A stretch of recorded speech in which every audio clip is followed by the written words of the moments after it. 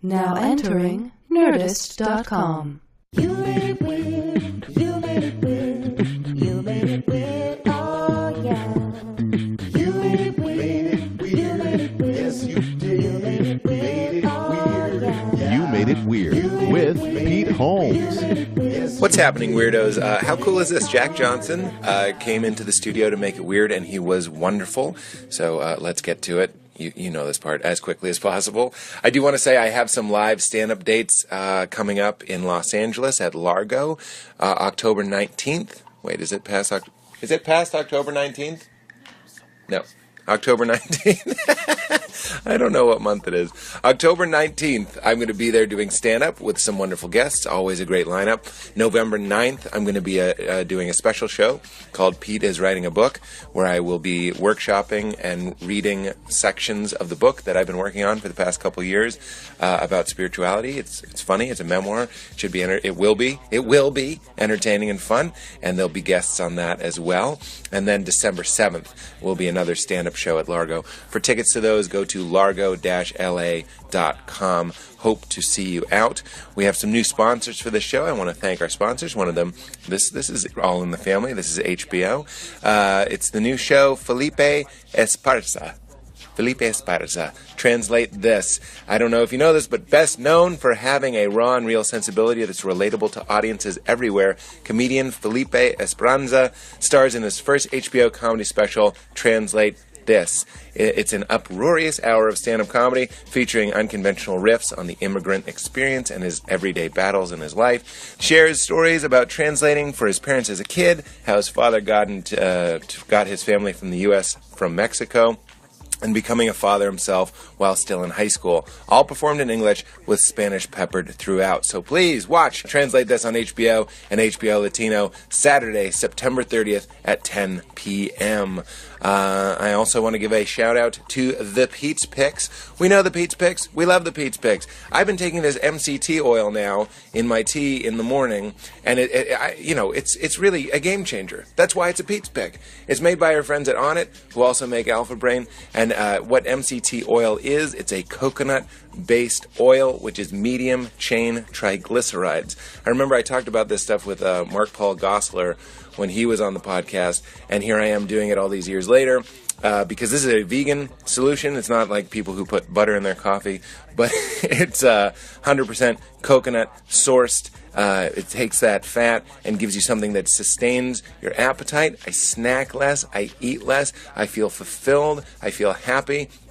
And it definitely gives my brain an extra, kind of reserve tank of fuel for creativity and focus, which is always what I'm looking for. It has a positive effect on your leptin receptors, which assist in keeping you feeling full and satisfied. And anybody that gets jittery from caffeine, such as myself, it really smooths that out and gives you a steady supply of energy throughout the day. I'm currently editing Crashing. It's taking a lot of mental and physical energy, and it's wonderful to have this on my side. In fact, I've been joking that I haven't been exercising very much. Since I've been taking MCT oil, I've been feeling more energy, and as a result, I have been exercising, going on hikes and whatnot more. So I think this is a wonderful product. That's why it's a Pete's Pick.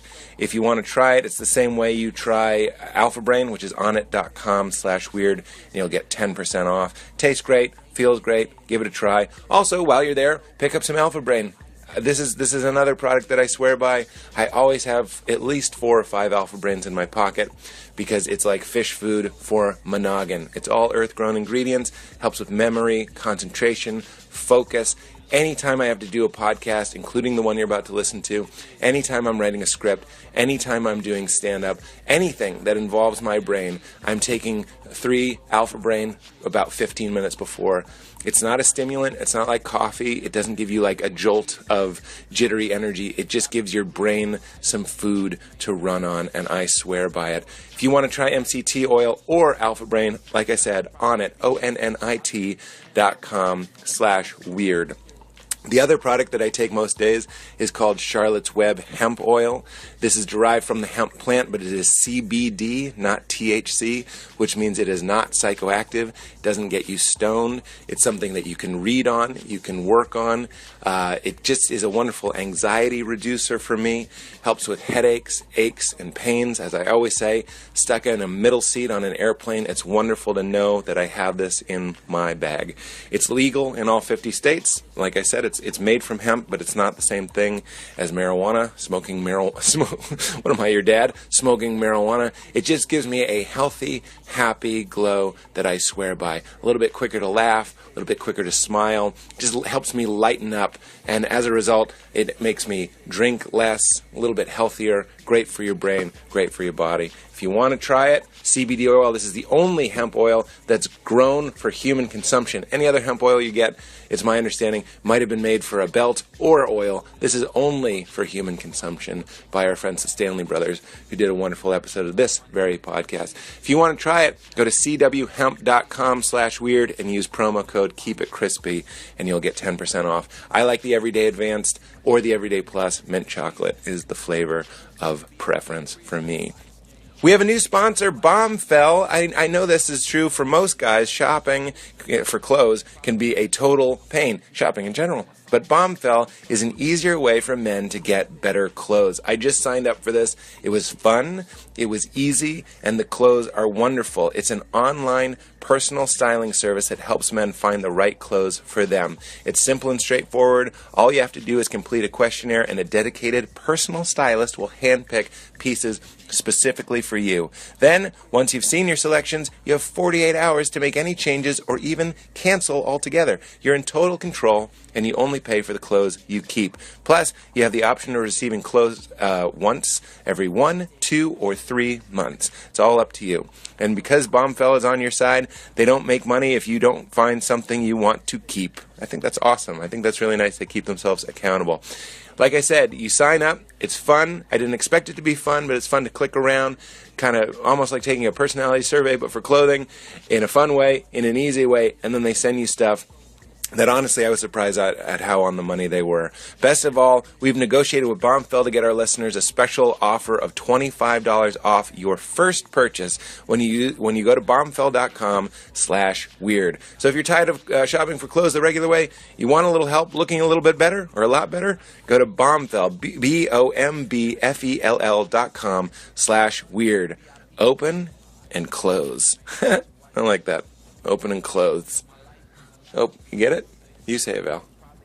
Open and close? Clothes. Oh. Okay. Yeah, see? Okay, I didn't get it. I was reading it, so I got it, and I wanted to make sure you got it. And now that we both got it, as my mom says, we're going to hold on to it. Hope to see you October 19th. Or December 7th at Largo for stand-up. Also, November 9th. It would be great if a lot of weirdos came out. I would love to hear what you guys think about the book that I'm working on. And in the meantime, enjoy Jack Johnson, who, no surprise here, is a delight. Is a delight. Get into it. Val? Get into it. ZipRecruiter? ZipRecruiter. And in case you're wondering, yes, the air conditioner is broken. Oh, shit. I picked the wrong day. What are you doing? I it's funny because I'm excited to talk to you, but I don't know what your life is like. Are you busy promoting, doing press? Are you on a radio tour? We're going straight into it, huh? Yeah, sure. Which is good. A lot of times you get there and you chat and you give them all your best stuff, and then all of a sudden the interview starts. You got to record. We can't start I mean, over. that's got to be a principle of music as well. It's the riffs before you begin. Yeah. Right? Oh, we can get into that. Yeah. I mean, so much times, like, right when you push record, you're like, oh, damn. It goes away. All that good stuff is gone already. I know directors that don't say action. They say whenever you're ready. Right. They just go like, go into it. Yeah. Like, you need something that we know that the cameras are rolling. Yeah. But like maybe it's better you don't, though. I mean, even though they're rolling sometimes. Well, that's why you're a documentarian. That's why documentaries are so amazing. Yeah. Is because and I know for a fact that they do tricks where they're like, the camera's not working or whatever. You know what I mean? Not to trick people into giving something they don't want to give away. Can I just start by admitting I'm all nervous now because before before yesterday, I had never seen your show or anything, and then so you were asking if I'm doing press, and then so I was like, I'm kind of on this little run where we're running around doing little things, and so then I was like, hey, what's this deal I got to do tomorrow? And they were like, oh, this guy Pete Holmes. He has a show called Crashing. You should check it out. It's real funny. My friend Josh and Emmett that was just there. Yeah. So I'm tired right now because last night I stayed up like all night binge watching Crashing. No way. So now I'm like starstruck and all nervous. That's amazing. Hey, that show is amazing. Hey, that's like incredible. The funniest show I've ever seen. No way. I feel bad because I've watched so many episodes without my wife, and she hates when I watch stuff like without her. If she wants to, Yes. she likes when I watch stuff she doesn't like because it's like get it out of the way. Get it out of the way. But for like sure. I know she'll love this the whole series. So now man. I'm gonna have to watch like episodes 1 through 5 again just so she can catch up. We got to get a song. Yeah. Season 2, All Jack right. Johnson. Dude, I'm in. I love the soundtrack you did for Curious George. Not that it would be the same way. No, I heard wouldn't give you that. Look, banana pancakes would apply to a lot of these, a lot of the moments. Yeah, Pete is kind of a curious. Yeah. He is kind of a big birdie kind of guy. That's like what my character is. Double entendres too. There. That I'm so tall. You mean? No, just meaning some of the banana pancakes. Oh, sure. That kind of stuff. Yeah, he makes more banana pancakes in the second season, which is going to be more exciting. Awesome. Oh yeah, a little teaser. No, for the character for is fans. amazing. Thanks, man. It is kind of me. Did you grow up? I was wondering. Yeah, I started wondering if it was how much of that was you, or how much was a persona or a character. Yeah, well, it's kind of like a vacation getting to be him again. Yeah, I'm sure you. How old are you now? 42. 42. So we're similar. I'm 38. So now I'm pretending to be basically 28. I figured out you were 38 because one of the episodes you said you were 36, and it was like 2 years ago. One of the episodes of this show. Yeah, because I also went last night and was like, come on, man. I listened to the one with Andy Dick. No way. Like good choice. He was a good guest. With Sarah Silverman. Yes. Which one? There was 2. Oh, I think it might have been the second. Where we talked about how she didn't like her special. Yeah, which that turned was the out one. to be amazing. Yeah, she edited it. Has that happened to you? Have you ever thought something stunk and then you found like you get real low that you think something's great, you record it? This kind of goes back to what we were just saying. Yeah. Then the cameras are on, or in your case, the mics are on. Yeah. So and much all the sex and magic goes away. Like it's just a guy with a box of wood with strings on it. Totally. Right. I mean, so many of the things you guys were talking about, they resonated because it's a lot of similar stuff. But isn't that your job? Aren't you kind of an alchemist in that way? Like your music sounds very intimate. It really sounds like I'm at your house in the right way. Right. This could sound like I'm calling you unpolished. No. I'm saying it sounds polished and professional. Right. But it sounds like I'm kicking it with you, and you just kind of take out the guitar in the right way, like at that right moment in the party. Yeah. Not the guy that's like bringing it out too early or too late, but at that right pocket. The right time. And then you play, and everybody's kind of in that. You're creating a space. No, we've done that before, especially with, I mean, the live, like whenever you try to do a live record, it's kind of similar. So nowadays we just record. I mean, technology is so easy now because we just record every show. Is that right? Then, so now we just we put out a live record last year. Best? And we just basically, the band was like, what was the best shows? We kind of thought that one in Paris seemed pretty great. Yeah. And we kind of just remembered some of the good shows and we listened through to those and picked, songs. So it's a compilation of a bunch of live from shows. Last year, yeah. Isn't that the best? But that's better. I mean, just going back to your question, because I've also done the one where it's like, hey, we're going to record this show. And then it's kind of like the whole time you're just thinking in between songs, like, how was that last version? That's what late night is. Yeah. You've done late night. You have to go out and play, and it's like, and play it now. TV is the worst, man. It's like, I've talked to a lot of people, it throws them off too, because all of a sudden you got these cameras zooming around, and you can't help but start thinking there's like a million people behind that thing. That's right. That's what you try not to think. Yeah. But any situation, especially as an artist, exactly out of body. Yeah. Exactly. Because our job is to be, especially as a musician, obviously as comedians, we're listening for that feedback all the time. But you're listening for a different kind of frequency, I have to imagine. Yeah, sure. It's not laughter or even clapping. There's always the one guy offbeat. Yeah. It's not that. You're listening for some sort of the frequency of attention being paid. Yeah, but laughter sometimes too. I mean, sure. I love the comedy tragedy. I mean, some of my favorite musicians are able to tell a story and make you laugh your ass off, but then when they play the song, it makes you want to cry. Yeah. Kind of like that Kurt Vonnegut thing, you have to choose laughter or tears. Yeah. And he always sort of chose laughter. And I don't know, for me, it's the same. It's like in between sometimes. I mean, I want to, with the stories, you are looking for laughter. And sometimes they don't laugh. I'm no stand-up comedian like you guys, but it's like, it's funny when you tell a little thing you think is. One time, me and my friend Zach, who plays piano in the band, we thought this thing was so damn funny that we couldn't stop laughing because we were somewhere in we were in England somewhere, and he said these girls in the front, they yelled, "Jack, I want your babies." And it was a really quiet show. Like, it had been so damn quiet the whole night. And then these girls, they don't just want to have sex with you. They want to raise your family. They family. said, like, I want your babies. And for some reason, I just said, you know what? I'm not going to give them to you. And I thought that was kind of funny, but nobody laughed at all. Yes. And then that wasn't that funny. But then all of a sudden, no, that is funny because it's implying that you have babies, and you're going to keep them. Right. But I guess the rewrite would be, I think it would be irresponsible of me to give you my children. Yeah, that may have been better. I could have got a chuckle. I'm not saying it's better. I might have got a chuckle out of this guy. But the part that got me was then Zach, out of nowhere, my piano player, he's like, "Man, it's got a real Rumpelstiltskin vibe around here." Because these girls were my children. That's right. And I thought it was so damn funny. I couldn't compose myself for like 3 songs. I just would start the song and I would just laugh through the whole thing and have to step back from the microphone.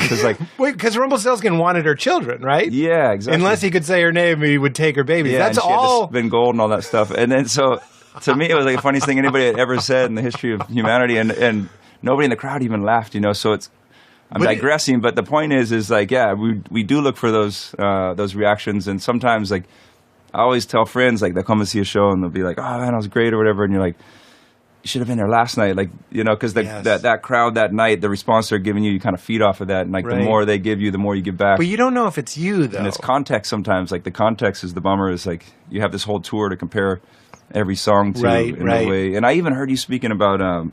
Sometimes, like the room, or somebody was talking about this. Maybe it was a documentary I watched about comedians recently called "Dying Laughing." It was really interesting, and it was something about the room. It's like sometimes it takes too long for like the reaction from what you said to hit the back of the room, and then that like to get that wave back. I think it was towards you, Kevin Hart. the reverberation. Yeah, he's talking about playing arenas. Yeah, interesting. I did Radio City. I opened for Chappelle, and I was performing for 7,000 people, and I was like, I don't care for this. Yeah, I'll bet, because I mean, in the sense of like when you play a smaller room, you get that immediate response. That's what comedy's all about. I'm not here to wait for the laugh. It really was. As a server, you can appreciate it was a wave. I was like, oh, here comes a set of laughter. Totally. And I guess I had to stand there in faith that the back was laughing, and it just hasn't gotten to me to sign for it yet. It's similar. But that whole thing of like you finding Rumpelstiltskin being hilarious, or finding a song being funny or moving or whichever, or a mix of both, you're still trying to capture that lightning in the bottle. The vibe that you're creating, which is. The compliment, I think, is a high compliment. So casual sounding. Right.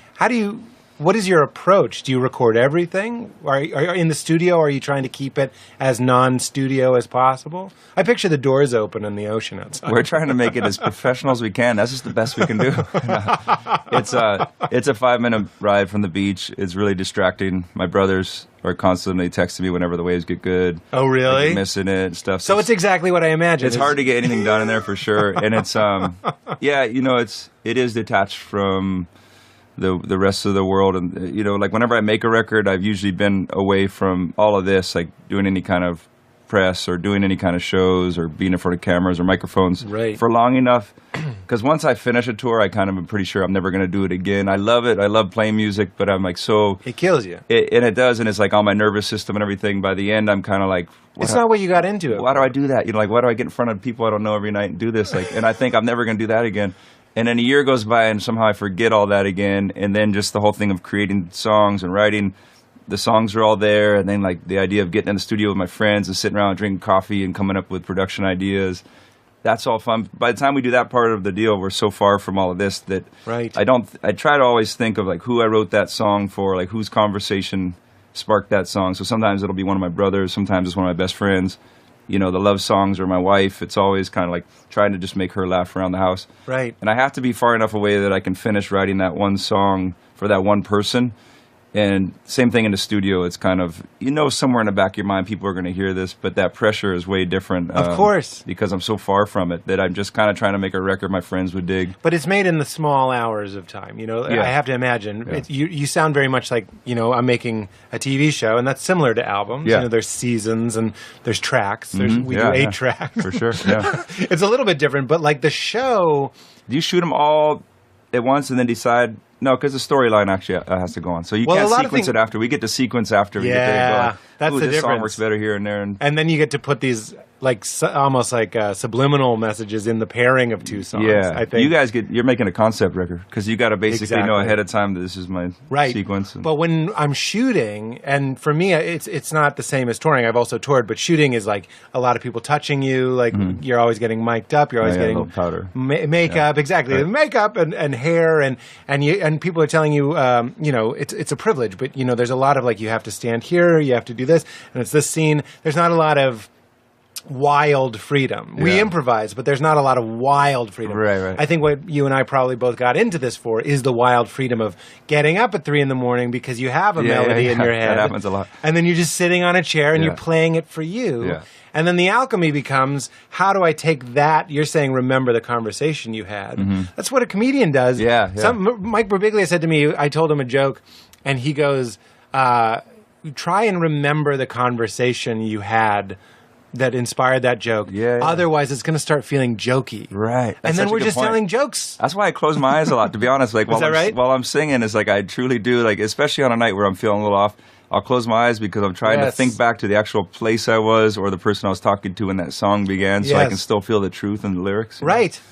It's similar with comedy. I can see it where it's... if you forget it's a great Bono quote. He goes, I can't hit the notes if I'm not in the song. Yeah. And it's, for me, it's the same... I'm sorry to interrupt, but it's the same thing. It's like, if I don't remember what's funny about it, it's why I laugh a lot at my own jokes, because I'm trying to re-experience with the audience. Right. And I have to imagine it feels like you're doing the same thing. Yeah, very much so. Especially, I guess, with some of the sadder songs or the heartbreak songs.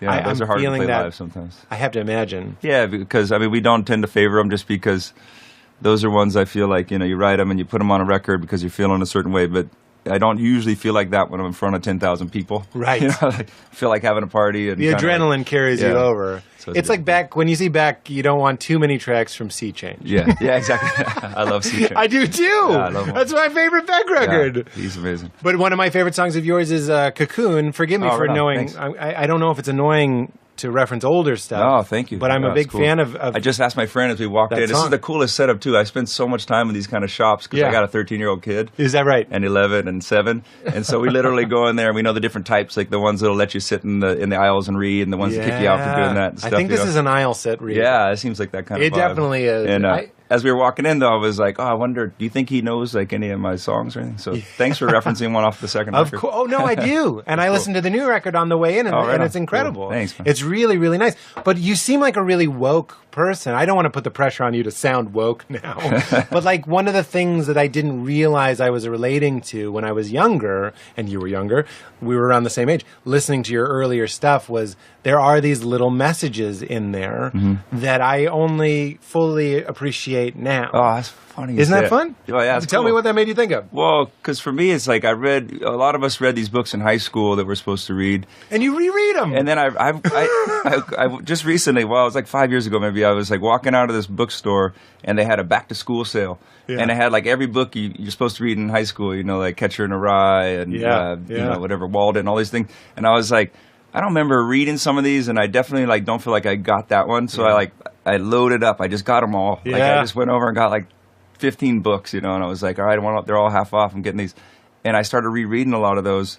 And something like Catcher in the Rye, for instance, it's like, how are you supposed to know what the loss of innocence feels like when you haven't lost it? You're just a guy going like, I guess people are phonies. Yeah, it's true. And so anyways, like the Cocoon is interesting because I don't even know when I wrote that song, I was watching some older friends go through a divorce. And I was like, I love them both so much as individuals. And like, it was kind of me projecting onto them. I hope they can come through this feeling like they learned something and feeling like they're still whole people who can still have a life and they're not going to feel broken in half, And but when I listen to it now, that song sometimes makes me sad where I can be at this point in my life where I can kind of know more what that must have felt like for them when they were that age. Me too. Well, when I loved that song, I wasn't yet divorced. Yeah. And then when I got divorced, I certainly went back to it. Oh. But then there are songs of yours that like, first of all, I think you're very funny, and I think you have a comedian sensibility. I'll give you a specific example. What if I just left it at that? Yeah.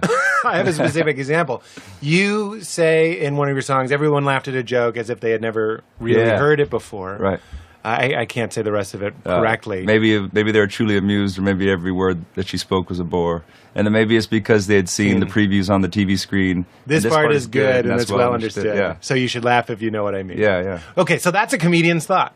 Is it? That question makes me want to ask you, and I will, if you feel anxiety or if you feel like an outsider, because a comedian, to me, one definition, is the guy in the movie going, that joke was in the preview. Yeah. How dare we whore ourselves out and laugh? Really? I That's really cool. think that's a comedy Yeah. thought, especially as people, as purveyors and respecters of laughter. Right. We're like, but people are afraid, and people are also just trying to have a good time. Yeah, sure. And that is a good part. Yeah. And it was in the preview. Yeah. But sometimes it's not as funny as the laugh that it gets. Yeah. Because it was in the preview. 100%, yeah.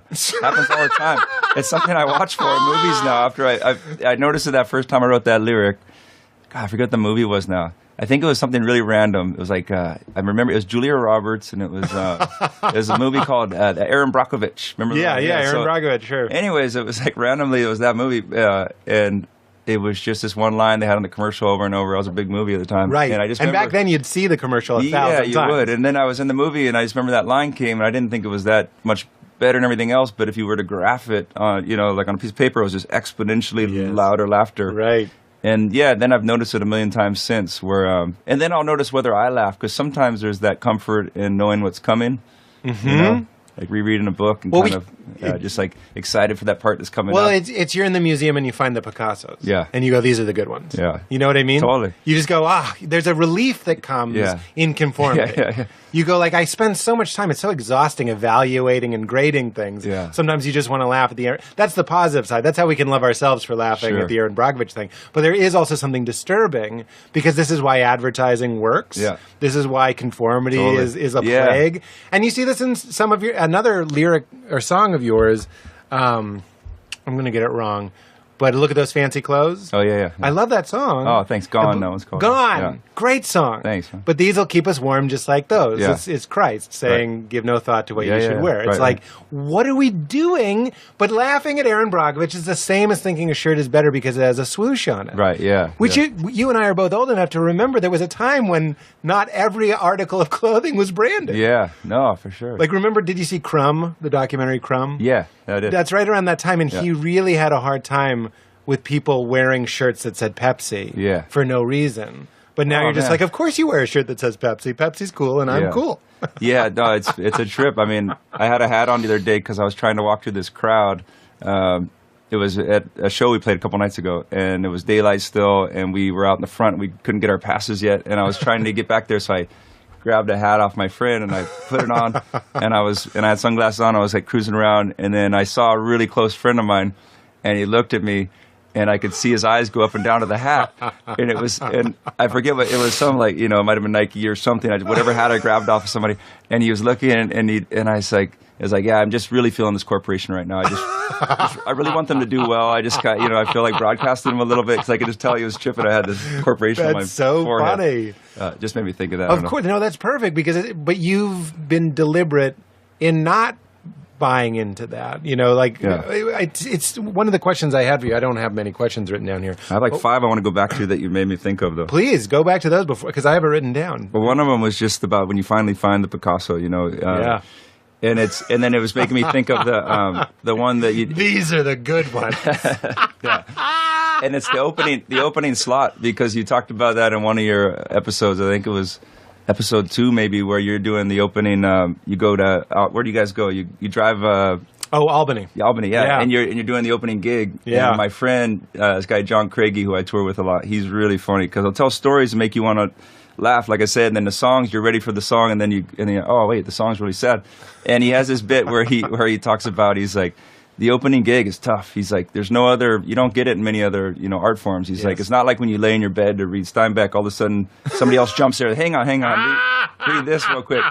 Or it's you open a Steinbeck book and another guy open mics it in front of him. He's just like, hang on. That's incredible. Or like you go and see the Mona Lisa and like, hang on, some guy jumps in front of you with a sketchbook. Just check these out first. I know it's not as good, but you want to see these first. That's hilarious. And that's so good. Well, that's how I felt opening for Chappelle. Yeah. I've never felt more in the way. Yeah. And I've never, no, well, they were a good audience. They were a Right. great audience. Right. But I was in my own way. I wanted to see Chappelle. Yeah. I almost wanted to say that to them. I wanted to be like, I know. But I'm that almost done. That makes you the best opener. When you really love that band or that person coming after you, I've Yeah. done a lot of those gigs. And when you kind of like, you're in that role knowing I am the warm-up, you're not trying to like, Yeah. compete. You know, when you're not trying to compete, then I think you're the best warm-up act because you're a fan too. And you're just like, I'm so happy to be here, and I know you guys want me off this stage, so I'm going to do my best right now. Right. When that's your sentiment, I think you win already. Well, I used to do the warm-up for The Daily Show, and that's what I would say, I would say, I know you want Jon Stewart, Right. and I know I'm in your way. But I think Yeah. this is pretty smart, showbiz smart. I would say,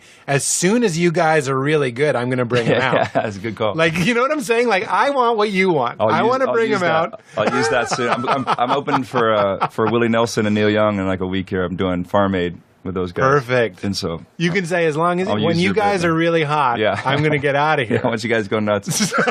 I got a song maybe I'll have to play for you in a minute though that I wrote. It's called it's a true story. It's called Willie Got Me Stoned and Took All My Money. Is that true? Yeah. And it's Willie Nelson. Yeah. He stole your money? Yeah, well, I mean, he didn't steal it. He beat me in poker. Yeah.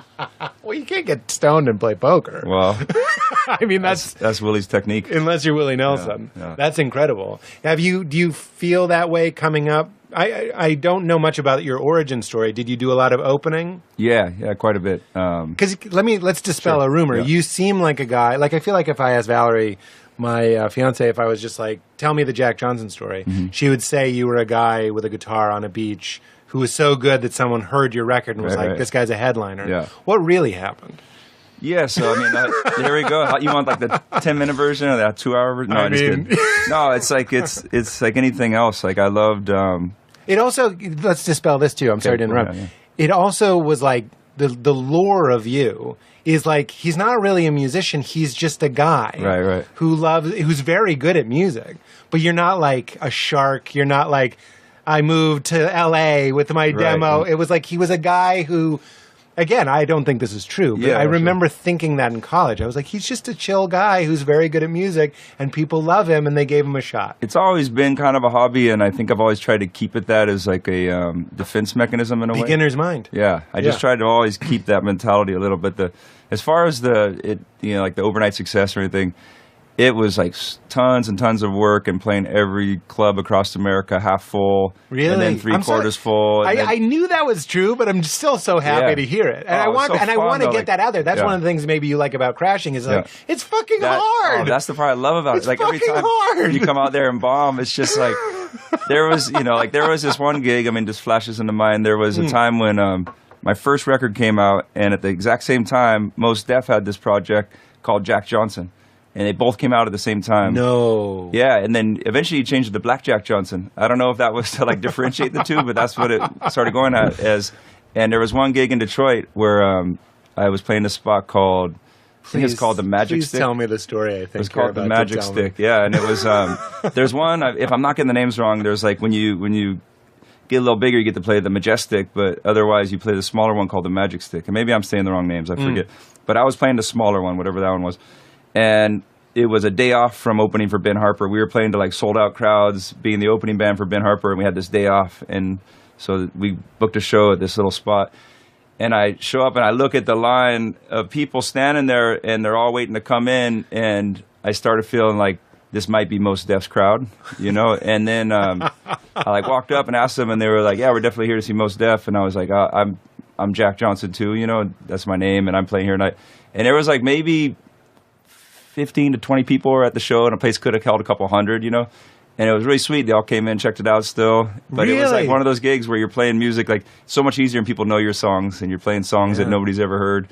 You Anyways, could have covered Black on both sides, just to mix it up. it was fun though. The Play a crowd- little Black Star. It was a really supportive crowd. That's It was like- really they were okay. They were okay with the shift. Yeah, I think some people probably got their money back and didn't come in, but some Right. did, you know. And it was like it was a spot where you could play pool and stuff, and there was definitely a lot of pool being played, not Right. a whole lot of listening, but it was. Anyways, I had a lot of those kind of nights, like where we played to clubs that it felt like, did anybody put a poster up in this town before we got here or anything? Wow. I've done I still do shows like that. And I think it's like there is no shortcut. I mean, I think like as quick as you get there, is as quick as you might go back down. Like, I think, you know, like you could That's almost so interesting. you could do a graph. You want a long ascension. I guess as long as you want the long descension too, because you get the long descension. Yeah, because then maybe you get a little bit longer at the top of that bell curve too. You kind of I don't know.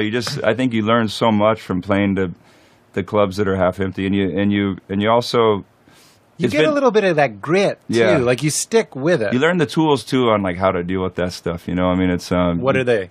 Well, I think like for one, like one of the main things I've learned is keep people who are close around you. Like the same band that played with me at those gigs is the exact same band who's on the stage with me now.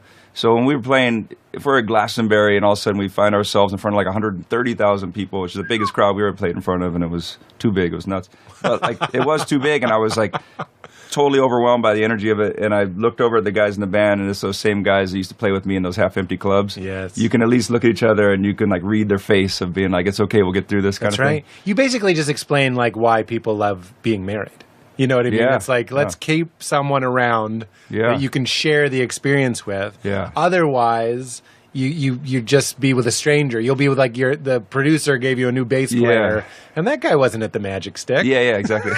Like, what the fuck is he doing here? And my wife was there. I don't know if she was at that gig. Actually, she was at grad school at that point. But my wife and I have been together since we were 18 years old. Get the fuck out. Yeah, and she watched me. She helped me write all my first songs. I mean, in the sense of she'd be in the room. Is Brushfire Fairy Tales the first album? Yeah. So she was helping on some of those. Yeah, I mean, she was at least like in the room. Like I literally would be in the dorm room when I was first trying. None of those songs ended up on that first record, but I would try a line, I'd look over and watch her, and if I'd kind of catch her attention, she'd turn around, I'd be like, okay, that's a good line, I'll keep it. When I get stoned and play the piano for Valerie, I do the same thing. Like, I'll improvise something that's so good, and I'll look at her, and I'll be like, huh?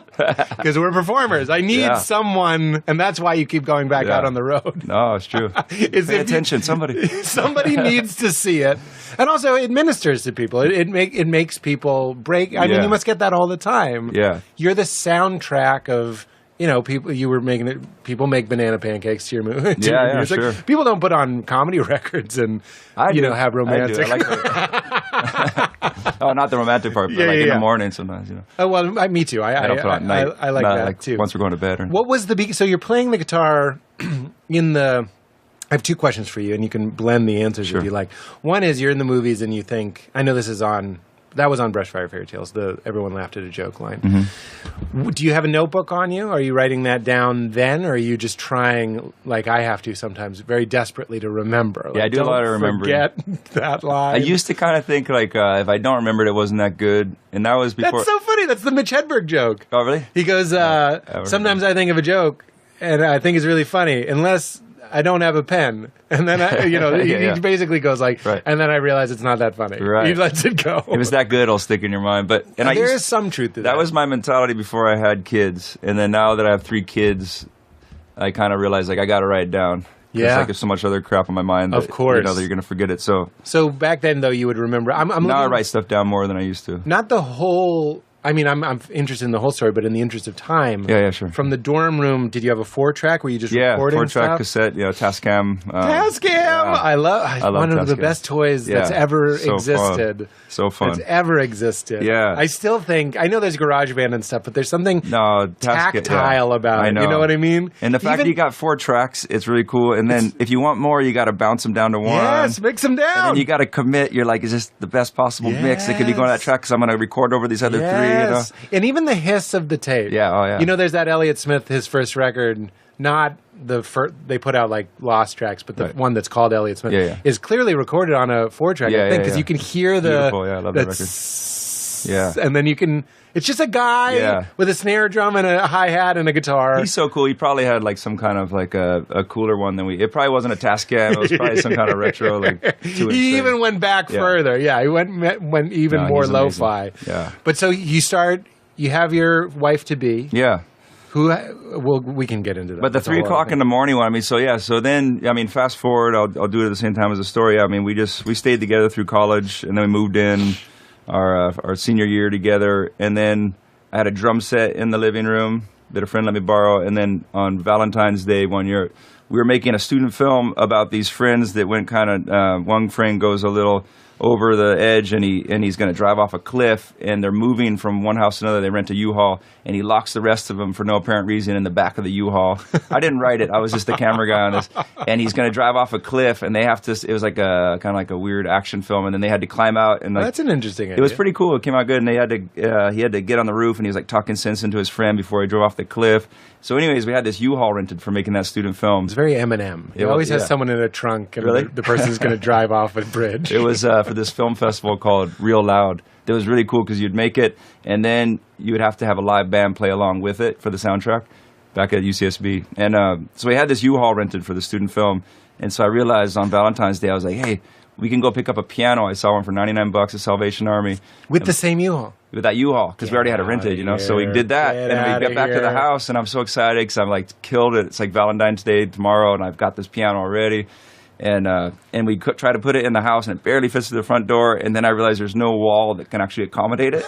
And so, like, the only way that it worked was by putting the piano, and it like covered half of this doorway. Oh my God! God! For the rest of that year, we had to kind of like scooch sideways to get around the piano just to get in our bedroom. And so that's on a song. It's like, do you remember when? It was something about the piano took up the living room. Yes, it's in one of the songs. But is there a better feeling than the electricity of like?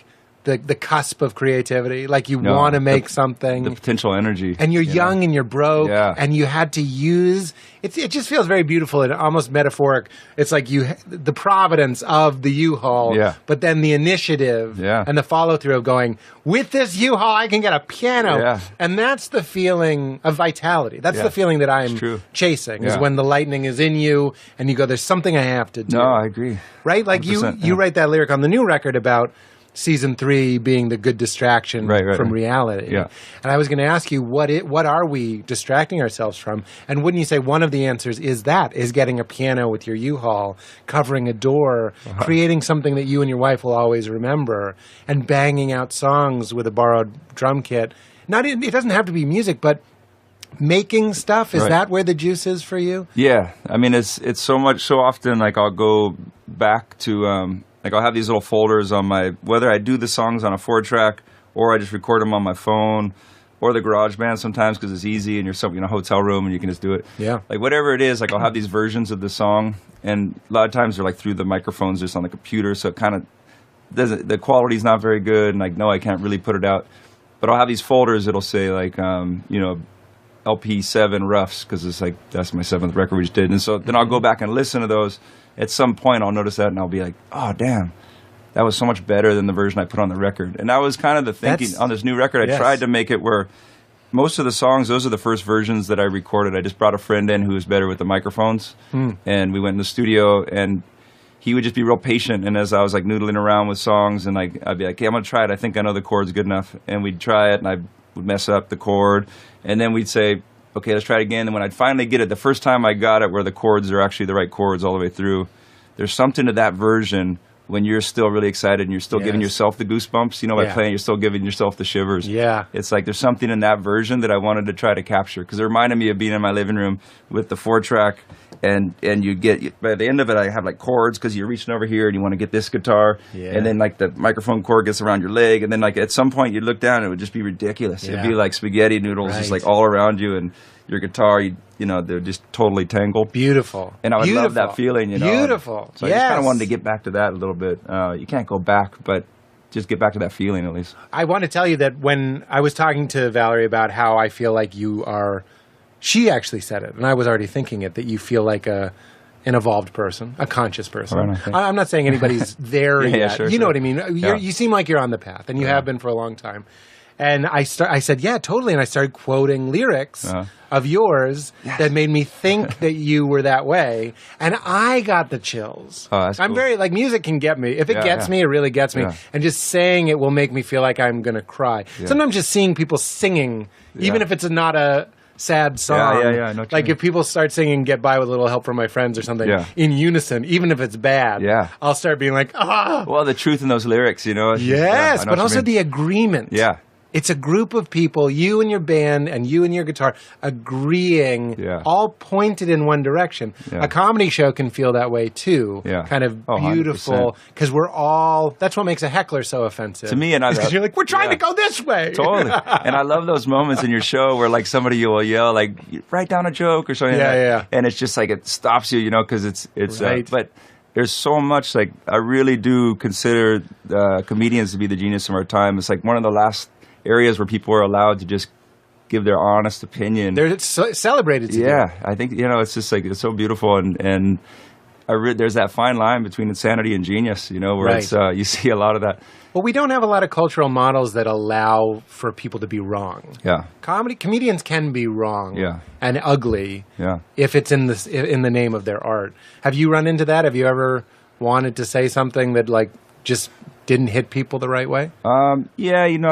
I've felt okay about being able to speak my mind usually. There was one time in, I think we were in Minneapolis, where I found myself, it was right around, it's funny because now I feel like you're allowed to sort of say whatever you want about the president. It's kind of, we're at a time now where it's almost irresponsible not to, when you feel like this person is leading our country and leading in a really bad direction, in my opinion, totally. And it's, you see like the EPA getting gutted and all these things, pulling out the Paris Climate Agreement. It's sort of like, it'd be kind of irresponsible not to say, hey, that's not cool. No, that's why I've never told a political joke in my life. I was a comedian during W. Bush, and everybody has some angle, even if they're a Democrat and whatever, and I'm a Democrat. But it's like there's still something. With Trump, you had to be like, well, I guess I have to tell it. In a way, as like a father, even I feel like I got to let my kids know, hey, this is the way I feel. Well, that's why on this podcast, every time it comes up, it's like, please, for my future children, please no, fuck that guy. Seriously. Fuck that guy. It's almost like you need to be on the record. It's like, that's how I feel about this song I wrote called My Mind is for Sale,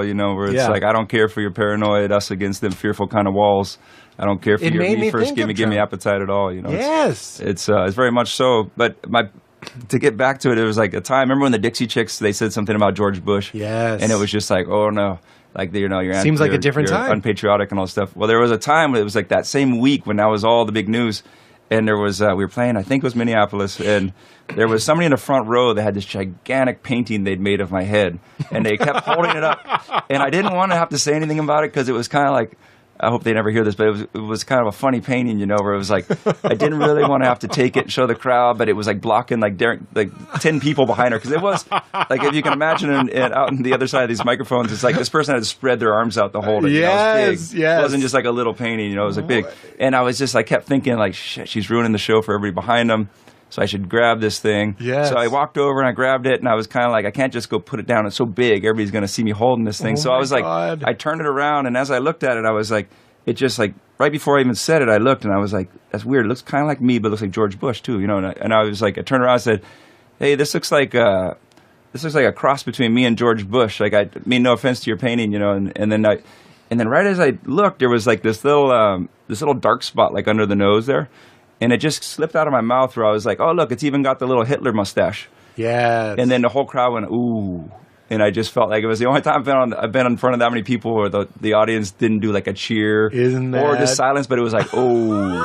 It was like as if they all meant to tell me, like, I don't think you should have said that. Yes. And then I was like, oh, I didn't mean it like that. I was just calling it how I saw it. And then it sounded more like I was like backing up the point, right? I was calling how I see it on this picture. I really wasn't trying to equate George Bush to Hitler. That's so funny. But it was right as we were going to this war in Iraq. It's very Curb Your Enthusiasm. Yeah. It's like, no, I'm just calling it like I see it. No, I'm just saying he's Hitler. Wait, no. I just kept going deeper. And then I was like, I better just play music. And then I was like, all right, here's our next song. It's called Mediocre Bad Guys. And then we went into the song, and I was like, oh, even that one's like put an exclamation point on it. Oh, that's hilarious. But anyway. But for the most part, people love hearing what you have to say, right? I mean, I hope so. You're not too divisive. Keep trying. No. You and I are similar in that way. I've always felt like there is... I just mean like I'm not divisive. Yeah, no, I hear what you're saying. And I think there's a great Woody Allen film where there's a character, and every time they come on, it's like the narrator comes in and it says she was like an art student, and it say she knows exactly what she didn't like. And that's like all it would say about that character. And to me, it was like a way of saying she's young and she's still figuring out her place in this world and how she wants to approach it, because you kind of start sometimes by knowing what you don't like. Yes. And that's really easy to say. It's like really easy to point out in other artists or other things what you don't like. But to be able to develop what you do like and what you Perfect. do want to see in this world. Any old donkey can tear down a barn. Yeah, exactly. It's That's a great so line. easy. It's first half of life, second half of life stuff. Yeah. And most people stay in first half, Yeah. which is defining yourself by what you hate. Yeah. And that's why I have a bit about this, actually, which is like, I haven't done it in ages, but it's about sarcasm. And it's like, sarcasm is just one of the many services I offer. Like, people love being like, oh, Jack Johnson, that's fun. Yeah, You know yeah. what I mean? It's just so easy. It's Yeah. like, what are you about? Yeah, yeah. And it's not about your age. Some people go into the second half of their life when they're 15, like really Sure. interesting, Yeah, yeah, yeah. artistic, beautiful people like go like, no, this is what I'm for, Yeah. and I'm going to build a barn. Yeah, so the building thing, you know, I mean, Making that's something. what I've felt like with music. It's like I've never wanted to tear something down if I didn't feel like I had something to offer in place. Erect something new. Yeah, so You that's can't it, just yeah. tear down the church. We need Yeah. build a new one Yeah. because we need somewhere to go on Sunday. Yeah, That's right. that's it. Yeah, I mean, it's But are you making it sounds like you are making the music you would like to hear. It seems that Yeah. simple. It's like that. to a certain degree. I mean, I think a lot of times we're defined by, you know, the things that like your vulnerabilities or sort of the things like you're trying to sing like Marvin Gaye, but you don't sound like Marvin Gaye. Right. But people end up liking your voice for what it is, you know, and it's That's funny. even though every time you hear it, you're like, every time I hear one of my records, it's not really what I'm shooting for. I can hear all those things that I was aiming for that I didn't get. Yeah, but the sound, your But I sound think is those the short- sound of you Yeah, you know, striving in the for end- gay. in the end, you're it's going like- for Marvin. Yeah, like I listen to somebody like Greg Brown, and I don't know what he's shooting for, but to me, it's just like there's nothing you could do better than to hear Greg Brown's voice singing those lyrics, you know? Yeah. And the same thing with like all your favorite artists. I kind of hope that as humans, they're all shooting for something even else, and nobody Yeah. can quite get to where they're going for, you know? Well, that's a Seinfeld thing. He goes, I hold the idea of comedian in my head, and it's a mark that I'm always falling short of. Right. But it's good to have something bigger than yourself, Yeah. even if it's capital M musician or capital C comedian, going, I'm striving for that. And this Yeah. is what it sounds like when I watch someone else's, I just watched Ryan Hamilton's comedy special. It's amazing. And I was like, oh, I don't think I've ever gotten laughs like that. Right. And of course I have. Yeah, sure. But you're still watching it going like, I think I'm a fraud, Yeah. which is a good thing. Yeah. It's one of the I think so. I think it's important. uncomfortable things. If you feel like you've gotten there, you know, if you feel like you already made your masterpiece, it's kind of all downhill from Who there. needs it? Kind of like the only reason I keep making records because I keep feeling like I think I'm going to finally make a good one. That's right. And then it's like, it's pretty good. 7 records, I'm though. gonna try to keep going. That's incredible. Yeah. Can you? Thanks. I mean, I can't believe it. Yeah, it's for sure.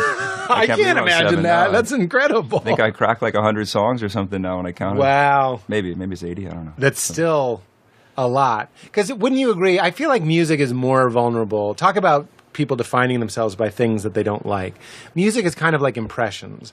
When a comedian does impressions, you kind of know if it's working or Right. not. Like, you don't have to have a lot of taste. That's why it's called pop music. Right. It's popular Sure, because yeah. everybody kind of has an opinion about it. Right.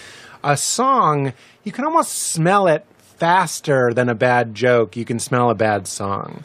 Like I guess sitting I don't know. down. I feel like we got at least a tool there. Like if I feel like if I need to, I can go around a few more times on the cycle on my guitar, catch my breath. Well, that- Whereas, I like get- you don't have that luxury as a comedian. It's sort of like it's either dead space or you're telling a Yeah, joke. that's true. You know? But you guys have it's elevated poetry. This is weird to quote.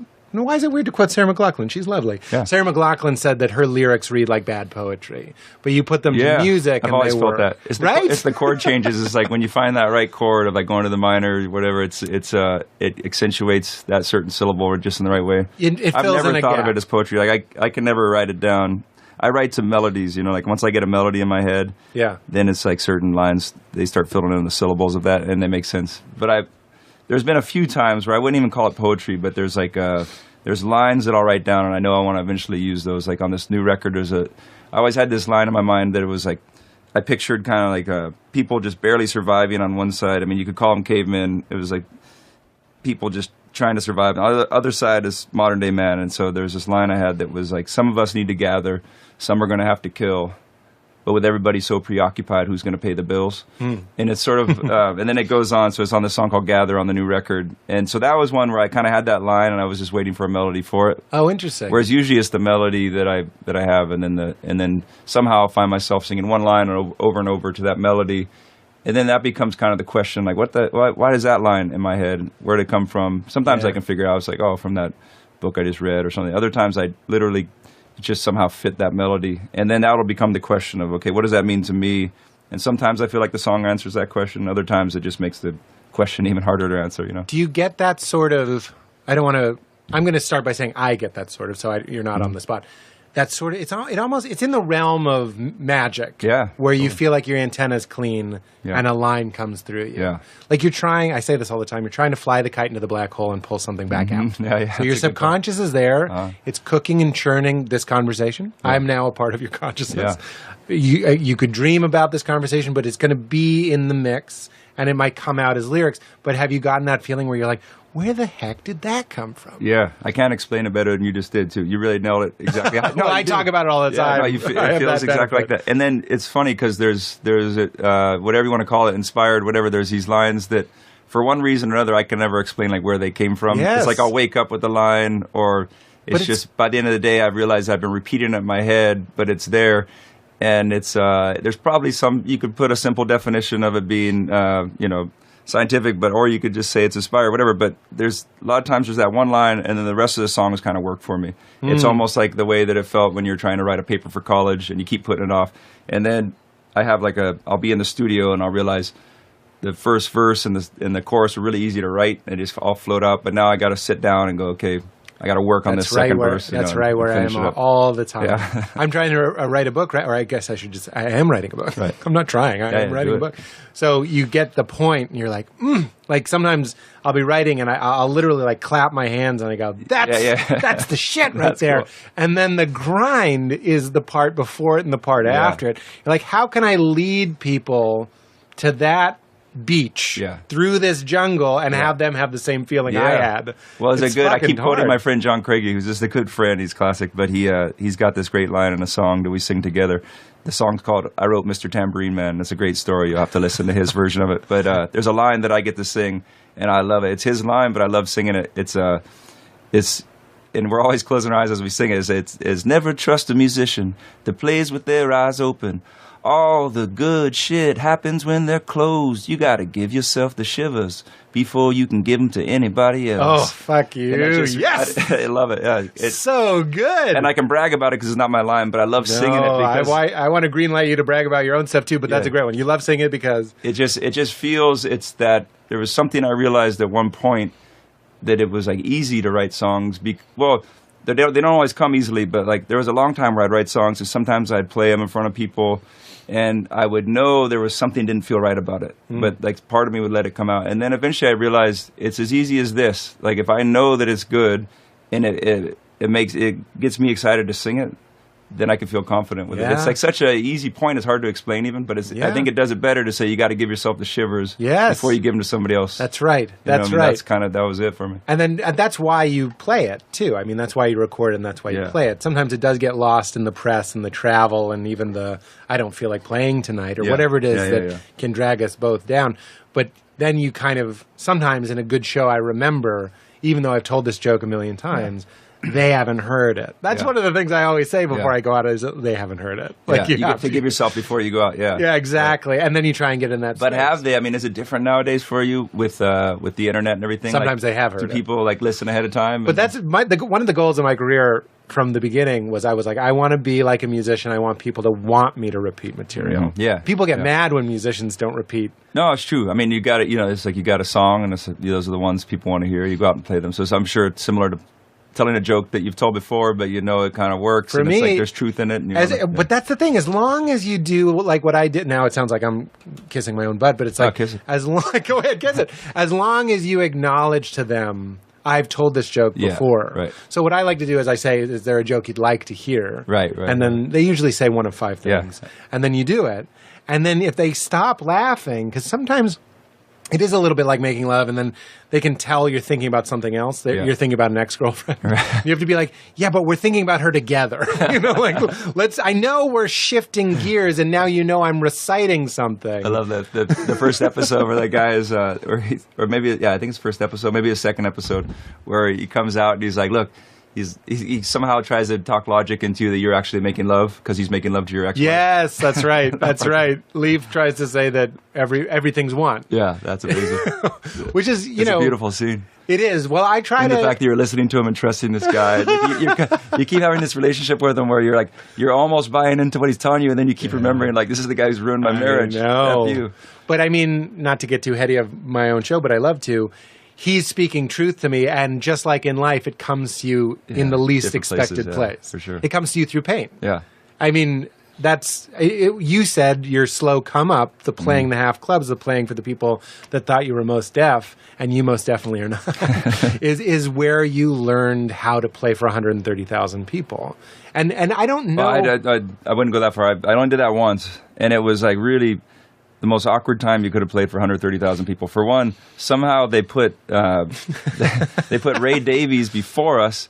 And, like, I don't know if the person booking was so young they didn't know who Ray Davies was, but he basically came out and played, like, every great Kink song you could play right before we had to come on stage to an English audience. And right after he played, and it was the set break, they were changing over the drums and everything. England lost in the World Cup during that. Everybody went to this tent to watch their team lose and then came back to watch us play after the Kinks, had, after Ray Davies had just killed it. Like, it closed with, You Really Got Me What a Going. nightmare. And so we didn't slay it that night. One of my, it was like, definitely felt awkward. So I just wanted to go back. We don't play to 130,000 people very often. That wasn't necessarily, just like me at Radio City, it was a great honor. Yeah, exactly. But when I got off stage, I was like, that's all it did. Yeah. That's all it was. Even while I was doing it, I was like, I didn't mean to cut off your flow. No, please. You know what I mean, though. The good shows, not the 130. That sounds sure. horrible. Yeah. But the good ones, you tend to learn a little bit less. Yeah. No, you know what I for mean? sure. You're trying to take everything. You know, it's funny. I've just been realizing from listening to a lot of comedians talk about the process. It sounds like, and you tell me if this is correct, you guys kind of, you'll work your show for a while, and then you decide you're doing your special. So it's kind of like you're going to finally do your taping or whatever. Yeah. And it's, by the time you get there, you don't really want to be learning anything anymore. You kind of want to have learned it all on the road. And then the game becomes, can I do it as if I'm still working it out? Yeah. You know what I mean? Right. And There's for me, the trick is to do it in a different order or to try and mix out. Even if you know you're going to edit it out in between two jokes, do some bullshit just to keep yourself in it. Yeah. Otherwise, you are just painting by numbers. Yeah. A lot of times, the thing that I think can leave me cold with comedy is when you start to feel that they're not there. Yeah. And that can happen with music as well. It's just like, this guy's just, it's what Birbiglia says, I just did the album. Yeah. Like, you just played it through. Yeah. And you left. You know, you didn't listen for one moment as to what they wanted. Yeah. No, it's so true. It makes me think of because kind of going back to, like, jumping back in time a little bit to when it first started, I was really lucky where I had my friend Emmett that you kicked out of here before we started. Yeah, get out of here, I Emmett. see him down there looking at comics right now. He's happy. But no, he's great. And so him and I have been friends since we were making surf films. I used to be the camera guy on surf films, and we used to make these. He was the editor. And this is pre-GoPro. This is pre-GoPro. When it was hard. It was all 16 millimeter. It was out of film school. We were like film nerds who no, we can do it all on 16. What's it, in a bag or something? 16 millimeter. How do you keep it from getting wet? But you have these water housings, they're called, where it seals in. You got to keep the silicone grease so they don't crack and everything. All the seals and you'd even put like tampons sometimes on the inside of the water housing in case any moisture got in. It would soak that up. Really? Yeah, that was the trick I learned. Wow. And so then. Yeah, where was I going? Oh, so anyways, like Emmett and his family, he has a huge family in L.A., so I would come down and play this spot called The Mint, and he would just bring his whole family, and it would fill the place up. And they wouldn't listen to anything I was saying. They'd just all be drinking beers and catching up with each other, but the people at the place were like, "Whoa, you filled it up," you know? Right. And you could go on, and they would give you like a better night that way, and you kind of keep growing from there. And I've digressed so far that I forgot what was I going. Oh, so I remember, though, anyways, like being at these places, and I would be so excited that if anybody would show up, and some of them, especially once we got out of Southern California, where we didn't know as many people. But then when you actually had a full room, no matter what size it was, if it was a coffee shop or a record store that you got to play an in-store, and when people would show up, I mean, I can tell you from the bottom of my heart, I would just be so thankful those people were there. You know the feeling. You travel all the way somewhere, and you wake up and you wonder if anybody's going to come. And then when those people come, I was playing 100% to those people in that room every time. And I never really dreamed bigger. Like, to me, I was like, this is amazing. I'm like getting to share my songs with this group of people. And I met a few people along the way. I don't remember their names, and I think that's kind of the point, is like, I can remember people saying like, oh, I hate this club. I'm so sick of this club. I can't wait to play the El Rey, or whatever. They were always thinking about that next room up. And I just remember at that time thinking like, that seems like a weird ideas, like to already be dreaming bigger than this. When this is like, this is the magic, you know what I mean? Like going back to those half full rooms, like it wouldn't change anything. It was so fun to be in the van with my friends, drinking too much coffee, talking about the next gig, how we're going to make it different, this and that, sharing, you know, we'd take turns on the rollaway every night in the same room. Yes. And it was like, those are the best times. I mean, it's to have those same guys in the band now. It's fun. We got our own hotel rooms finally and all that stuff. And I wouldn't change that. Like, I don't want to sleep with those guys anymore. Yeah. But I would never go back and change. Like, those are the purity times, of intent. And it's like playing to those people in that room with all your energy that night. But this is what I can't say enough. That's why I'm happy to repeat it. I actually wrote it down because I was hoping we would get to it. It wasn't to get laid. It wasn't to be famous. And it wasn't to be rich. It's what you wanted to do. It was in you. It was written on your bones to do. And you were lucky enough. And we're both lucky enough to figure out what it was that made us feel that type of fulfillment. Yeah. And it was not... I remember when I taped my half hour, there was a guy there that I knew, and I was like, are you going to do that bit? Because I knew one of his bits. I was like, are you going to do that bit, that amazing bit? And he's like, no, I'm going to save it for my hour. And this is before we all had hours. Typically, like, you did a half hour. Oh, right. Maybe a year later, if you're lucky, you do an hour. I was like, what are you doing? Yeah. We got to leave it all out there. There's no, like... it's those people. It's this half hour now, and a year later. By the time I think I did my hour well over a year later. Right. I wasn't doing any of the same jokes. They were all gone. Right, new experiences. You leave it all out there. Yeah, I did it all. I think my half hour taping, I went long, not like horribly long, but because I was trying to like really play to that in-store audience. There's a lot to that too. I mean, I know guys that have been making their first record for 10 years. You know, it's like it's really easy to be shooting for that perfection we were talking about earlier and thinking somehow you're going to get there on that group of songs.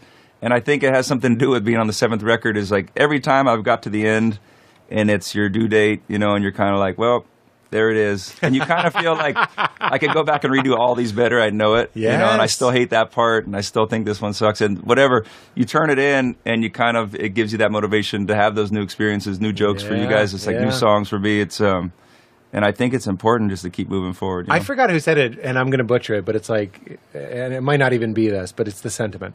It's like art is never finished; it's only abandoned. Right. I just think that's perfect. That's like, perfect. And that's why we have those. I'm learning so much from you today. I love all your lines. I'm going to wish I had a pen to write these down. Well, we're recording it. No, good. There you go. I'm going to listen back. You can. That's one of the things that I always think is when I'm an old man, I can listen back to what it was like when I was 36, 35. I forget when I started it. I knew we'd connect. It was just from watching the show, like and binging on last night. Happy, Sorry, man. I'm tired now. I just stayed up too late watching it. I just kept wanting the next episode. And but anyways, there's something about your character even that connected with me, where it's sort of this innocence and kind of like... But I think what people relate to about Pete, I call him Pete, even though it's me. Yeah. It's obnoxious, but I work so hard on the show, you have to just go, Pete. Yeah. You're editing it. You go, is there one where Pete does this? It's too weird to say. Is there one where I do this? Yeah. But I think what people relate to about Pete is that he just wants to do it. Yeah. And you actually run into more comedians like that than non-comedians. Right. But to your point, the guys in my world that were complaining about the size of the venue, or even some of the guys I knew that just were like, I just can't wait to be famous, or I can't wait to be rich. The None fame of them thing are is doing interesting, it anymore. They're not doing it. Yeah, no, it's over. true. There's a mixture between that too, because I had this point where my friend J.P. Plenier, who produced the first record I did, and the first label I was on, it was this really cool little independent label. They're called Everloving now, but they were Enjoy Records at the time. I think they got sued for the name back then. But that was the first label I was on, and he really helped guide us through it. And there was like this point where I was kind of trying to play this role of in between, like, it's like I was excited to have a record, but every step I'd be like, I'm not sure I want to take that step yet. It was like that fear of going to that next room, or that fear of kind of whatever it was, like getting played on that radio station that wasn't just like a KCRW type of station. If it was like, you got to go in there, and if you show up and play live on the air, they'll play your song. That all these things were like, is that selling out? Is this, it was like kind of these choices along the way, and you'd just be like, it seems like you just need to take a day and kind of think about it, because like what you're trying to do right now is make your music more popular, and if you don't want to make it more popular, that's fine, but you need to kind of choose, because it seems you're a little confused. Yeah. And I was, and I still am. It's like, I think it's good to always be confused. Do you want that next step? It's like, how commercial do you want to go with it? And it's always something you have to consider. We need to have that blend, I think. Go on. I was just going to say, at some point you do have to kind of admit to yourself you are trying to grow it, if you are, because it's and I don't know, fame is an interesting thing. It's like it's nice, like you were pointing out earlier. It's like sometimes somebody will come up and they'll share a story with me about something the song did for their family when they lost a loved one, or you know, I've talked to people who the songs have really gotten them through some hard times, and to know the music has done that for people, it's like that part of the fame I'm okay with, you know. And there's other times where it feels really shallow, and I question like the place I'm at. But I know what music has done for me, other people's music. Right. And those times it's gotten me through, and how much, like, when I hear certain songs, I have to almost turn them off because they mean too much to me. Oh, yeah. Well, you mentioned Ben Harper earlier. And the song, you know, his song "Please Bleed." Oh yeah, Jesus Lord. Yeah, that was my divorce song. Oh, really? Wow, that helped me cry because I was trying to cry. Yeah. You know, when your emotions are blocked, and he makes a sound in the live record where it just sounds like he's crying or screaming. It's wild. Yeah, yeah. And every time I can't listen to it. Like I in the good way. Yeah. I love it, but I can't listen to it. Yeah. But so, I mean, that part of the fame has to be. Yeah, his music is just such a big part of my life. Because I was a mega fan. I mean, I can't even tell you, I was like a college student. It was like going to his shows, and then I'd be singing the words, and my wife, she was my girlfriend at the time, she'd have to elbow me, like, shh, you're singing too loud kind of thing. You know, like I knew everyone. I was so influenced by his music that I got to this place where all of a sudden, the guy J.P. Plunier, who produced the first record I was talking about, he actually produced Ben's records. And so when somehow, actually Emmett was the one that handed JP my little cassette tape. This is back before it was even CDs. It was like, it was easier just to make it, you know, a copy off Is the this your 4-track? Yeah. And anyways, it got into their hands. And then when I heard that he maybe had heard my music, and I assumed maybe he'd put it on, whatever. But then I got to meet Ben, and it was backstage at the show, and he came walking up behind me, and he started singing one of the lyrics. And I turned around, and it was Ben Harper. Of your song? Yeah, and it was like his music had meant more to me than just about anybody in the world. And so to know that he had actually listened to it, you know, it was like I was wanting to cry. And then, anyways, our friendship has developed over the years. He's been like a big brother to me in a lot of ways because he kind of took me on the road. Yeah. And just watching how he was, too, with his fans, and like he would break down that barrier of like being up on this pedestal. He would just have conversations with people out back. And anyways, I learned so much from traveling with him for months. But that paying it forward to the next guy. Yeah. That's where you're at, you know, and that's where I'm at. You get the opener, and it's not a mentor. It's just somebody that you can go like, let's just relax. Yeah. No, it's true. It's true. And it's nice, you know, you get to hear music that really, it touches you, and you're able to kind of like shine some of your light onto that. It's a really cool thing. Speaking of fame in a less direct way, I'm interested because, selfishly, I'm doing my second season, which is like my second album. It's my sophomore album. And we're trying to avoid some of the pitfalls of the second album, which is it's like the sophomore you slump. Hear people talk about, for sure. Was On and On your second record? That was my slump. It was your slump? Yeah. Because I love On and On. Oh, thanks. No, I mean it. I just mean if there had to be one, that was my sophomore one. For sure. And I think, I don't know. But was it in your head more? I mean, you go from a 4-track, slipping it to a guy, and then you get a record, and it's very exciting. Yeah. It's a cliche that it takes 10 years to make your first album, and then it takes like 10 months to make your second one. It's a cliche, but truthism. It's true, you know, right? It's true. It's and then you start thinking about what other people are going to think. The first half of On and On for me were the songs that didn't make it onto Brushfire. Like I already had some that were on there. That's what a comic does. Yeah. And then when you start workshopping, I have bits that have been the bits that get cut from 3 specials now. You know what I mean? It's like they'll never get recorded. Do they end up ever being the great ones for you, though? Or are they always just kind of once like or twice they come back. Yeah. They come back. But they're the ones that you know. They're like the base that you cook the soup in. Yeah, totally. And so on. I mean, it was...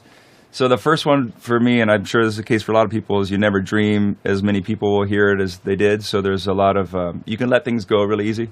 I was going from that step of all of my friends kind of digging on it and passing it to their friends to thinking like maybe it'll grow a little bigger than that and I'll get a small fan base.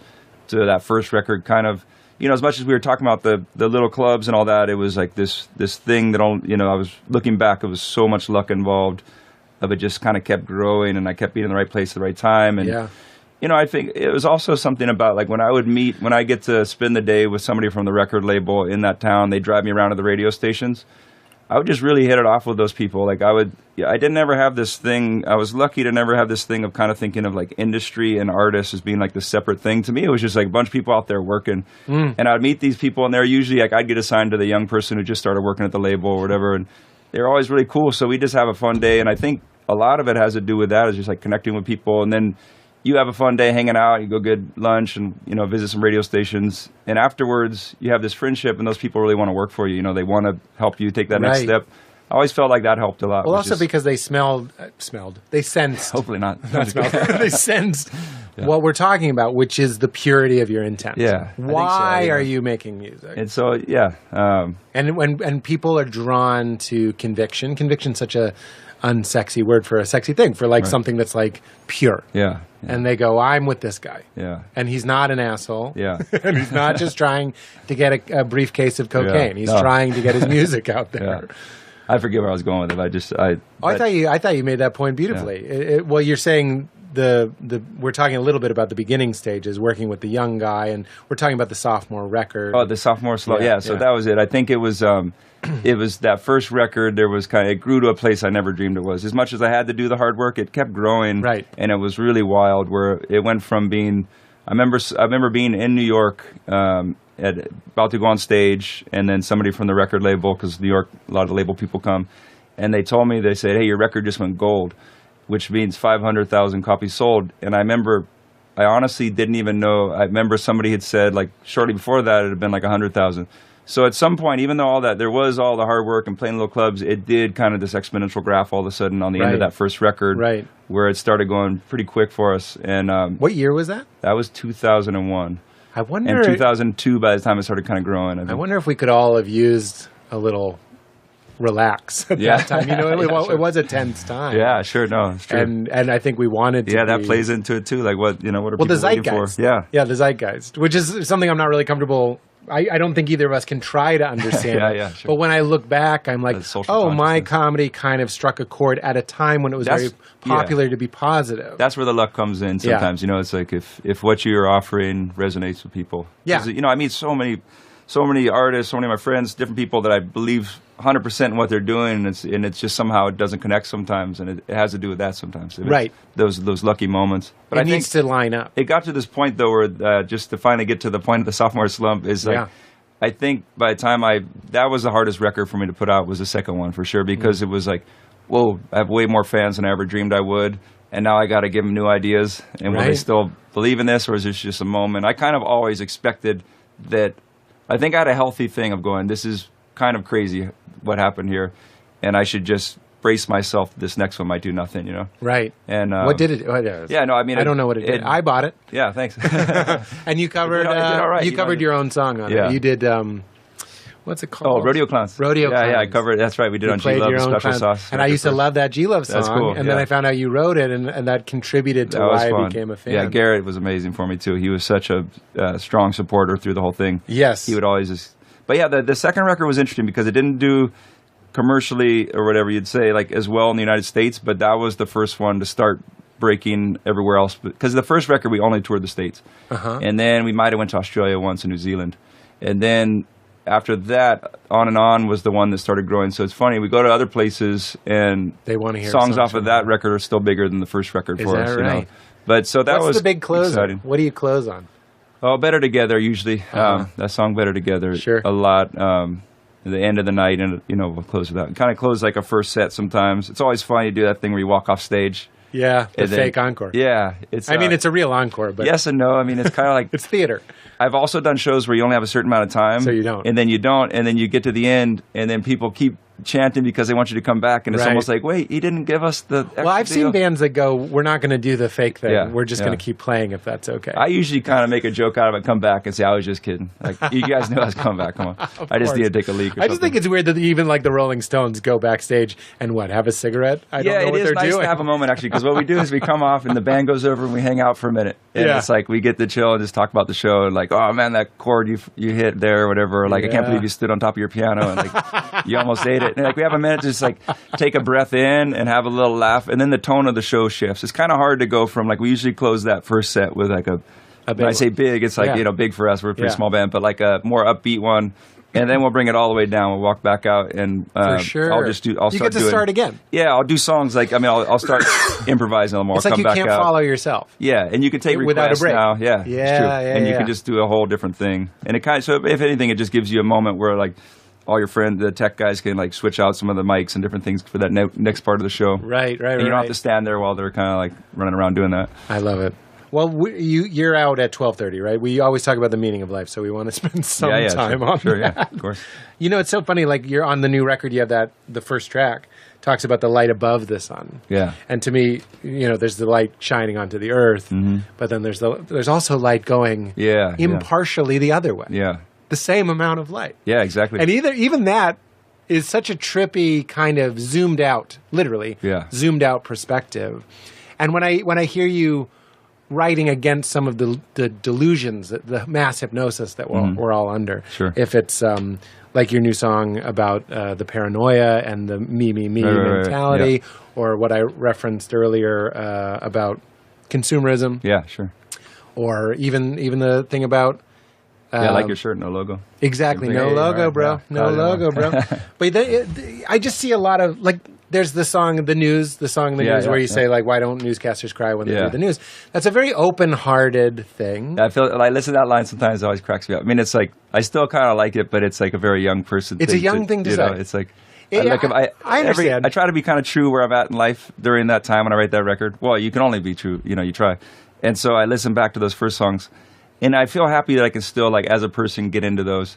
But a lot of times, like, certain lyrics, I'll kind of think, like, oh, such a 22-year-old version But here's of me. what's funny is when I heard that, I was 20. Right. So I was also feeling that. Yeah. And then you have the line, there were so many fewer questions when stars were just the holes to heaven. Yeah. And I always think about that. Yeah. But now you're 42, I'm 38. Yeah. Stars aren't the holes to heaven. Yeah. There's a light going backwards. Right.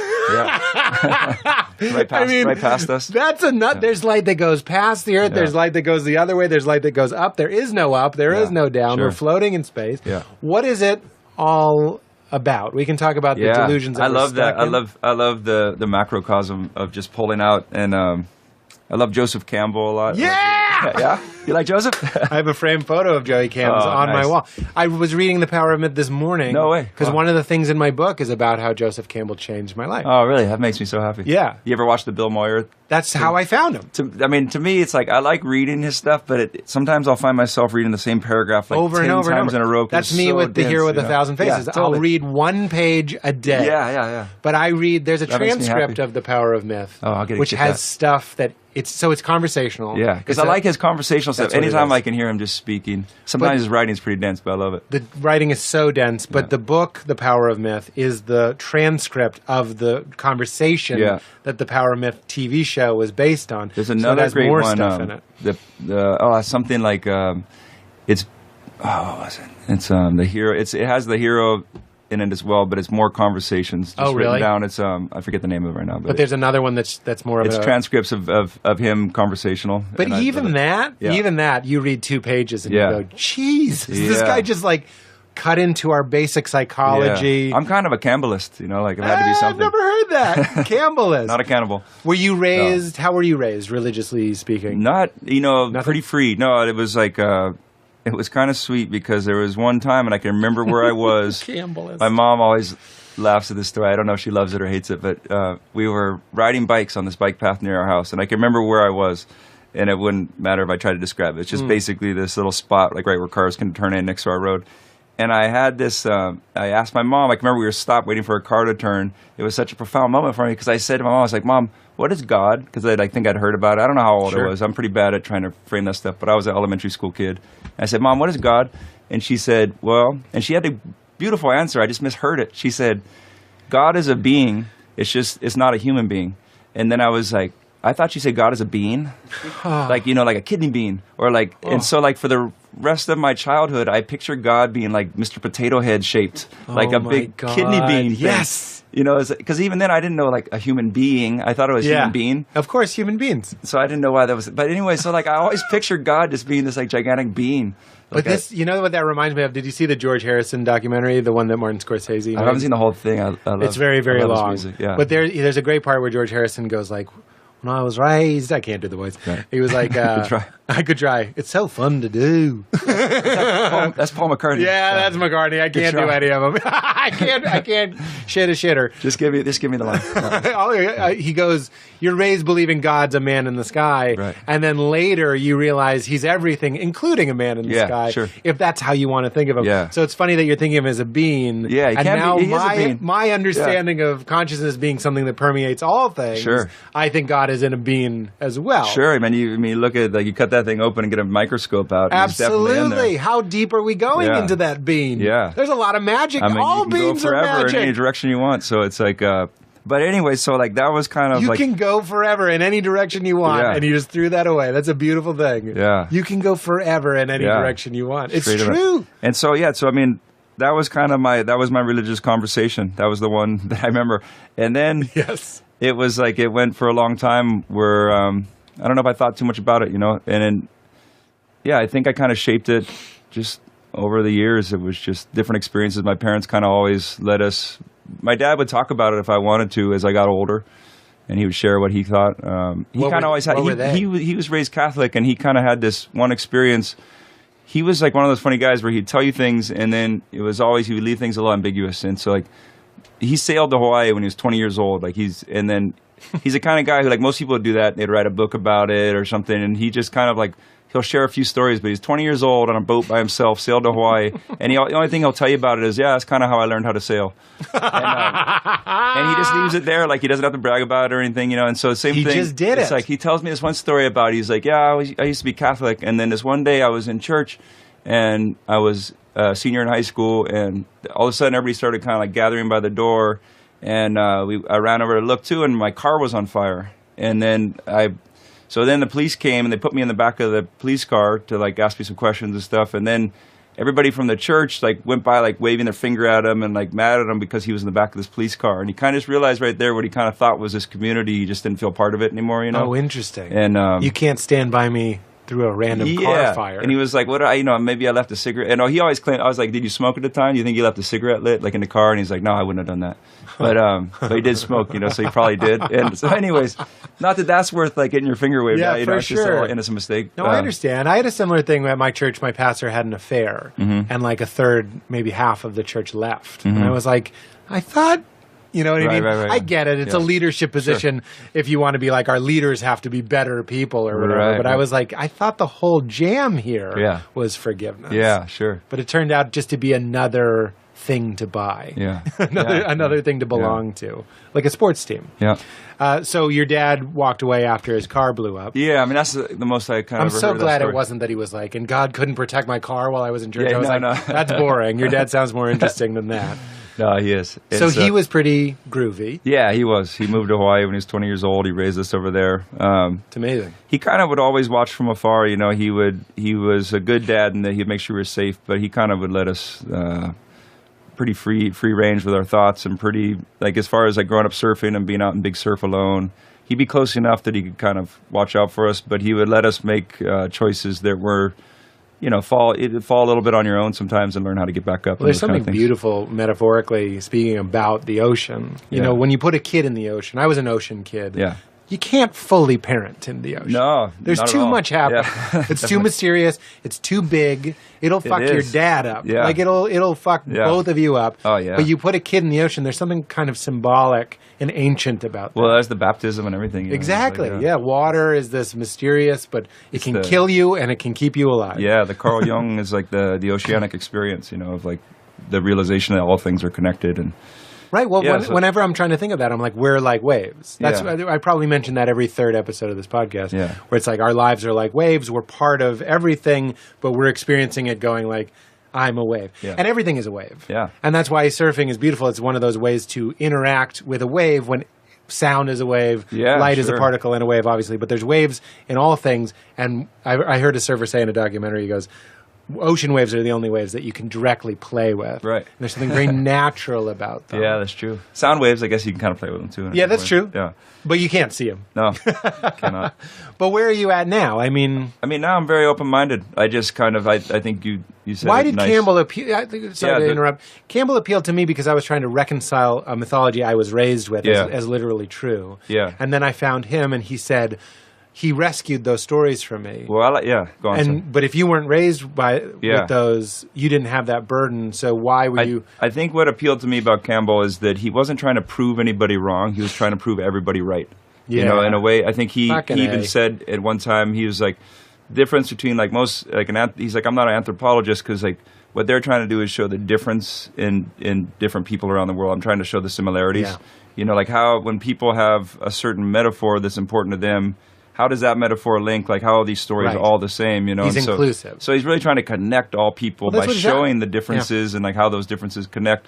And that's what I loved about Joseph Campbell. And he said something really powerful about metaphors. He was like, have you ever heard this story where he goes on a The radio show? Yeah, I love that one. This is in my book. Yeah, oh, cool. I retell it in the book. It's Good. his story, You but I should. go, That's this such a- blew my mind. Yeah. But please you tell it because I've heard it. It's great. You know, he goes on there with good intentions, and this kid starts kind of like tearing straight into him right off the bat. He's like, you say God is a metaphor, so you're saying God is a lie. And he's like, no, God's not a lie. I'm saying God's a metaphor. A metaphor is like a really powerful thing, you know. And he's like, well, you know, you can't say God is a metaphor, and it's true, you know. And he's like, listen, it sounds to me. He starts getting a little annoyed, and I love the way he tells it. He's such a kind person. He tries to let it go. He's like, I felt really bad about what I did next, but this kid was being relentless. So he's like, look, kid, he's like, give me a metaphor. And the kid's like, I'm not gonna. He's like, just give me like your example metaphor. And he's like, the boy runs fast like a deer. And he's like, that's an analogy. Yeah. He's like, it's not like a deer. The boy is the deer. Yeah. That's a metaphor. Yeah. And he's like, God is this. Right. To different people. So it's like your metaphor can be as powerful as you want it to be. So whatever God is to you, that's what it is to you. But totally. Because it was something that was beyond language. We needed something better than language to even touch it. Mm-hmm. So metaphor is the only way we can talk about God. Yeah. We can talk about love and all these different things. Because I love all the stories of different religions. I love I like reading all that stuff. And there's like the stories of Christ, like we were talking before. It's like I always tell my kids, like, these are some of the most beautiful stories. You should know them all. You know, it's like these are like stories to learn by, and it's really important. And like they'll ask me, was it a real person? And I say, yeah. And I want them to be able to learn about other religions too, and figure out whatever they want. But I never try to ever tear any religion down or say it's not true, because it's true to Campbell people. Thing. You know? He goes, every religion is true in its own metaphorical way, and then he talks about the blend between literally true and metaphorically true. Sometimes you see Campbell tiptoeing into it because he'll say, you know, the scriptures say that Jesus ascended into heaven, right. and that means he went up into the sky. Right. And he goes, but we know with science that there is no place like you can't get there. Like he kind of breaks down that like even if he took off into the sky, I don't know if he's literally going to a place. In fact, he would say, you're not literally going to a place, but he's touching a place that Jesus did. Right. And that's how we tell the story. Yeah. So Jesus did touch that infinite place in reality. And he kind of found a way to merge with truth in a way that we can't even understand. And the way we try to understand it is saying he died and went up into the clouds. Sure. Yeah. So it's like both. Yeah. You know what I mean? Yeah. That's when I get excited, is whenever I catch Campbell dabbling in literalism. Sure. What was true? Yes, there was a historical Jesus, and there are people that do find ways to become truth. Yeah. And that's very intoxicating to us. Then we write these stories and these metaphors to help us understand. Yeah, no, I mean, somebody else explained to me, it's like it's all part of the same wheel, and each of the spokes is like a different way to get to God. Yes. It's right in the center of it. Right. You ever check out pantheism, I guess? Well, I know pantheism is kind of what we're talking about, the belief that God's in a being, right? It's like all is God is like the thing, you know, it's like basically is everything is God. And there's like, a friend of mine was like, you should check that out. It sounds like that's what you're talking about. And so I checked it out one time, and there was this one quote that stuck with me that I really liked that I found on this website that was, divinity does not transcend reality. Or at least divinity does not have to transcend reality. Like everything we see, like how, you know, you watch these clouds shifting and changing shapes, and you see a wave. You know, we've talked a lot about waves, but I'll see waves and I'll look at them, and it's like a miracle to me. Of course. It's like, it's not that the truth isn't being said to you, it's that you can't hear it. Yeah, I mean, it's you can find that divinity in everything around us every morning when you wake up. That's night, right. You know? That's right. And there is something about waves And the first time I went surfing, Rob Bell, do you know Rob Bell? I think you'd love him. Anyway, he and I used to surf all the time. And seeing the backs of waves, it's almost like seeing a secret. It's like people never see the backs of waves. And you're just sitting. That was my favorite part of surfing, is not getting up and surfing. It was waiting for waves. I like that so much more. But one time we were paddleboarding and a whale went right under us. You can come surfing with me anytime. I'm coming. I'll get all the waves. you look at I won't. I'll just be the guy making jokes. I will not steal any of them. Yeah, exactly.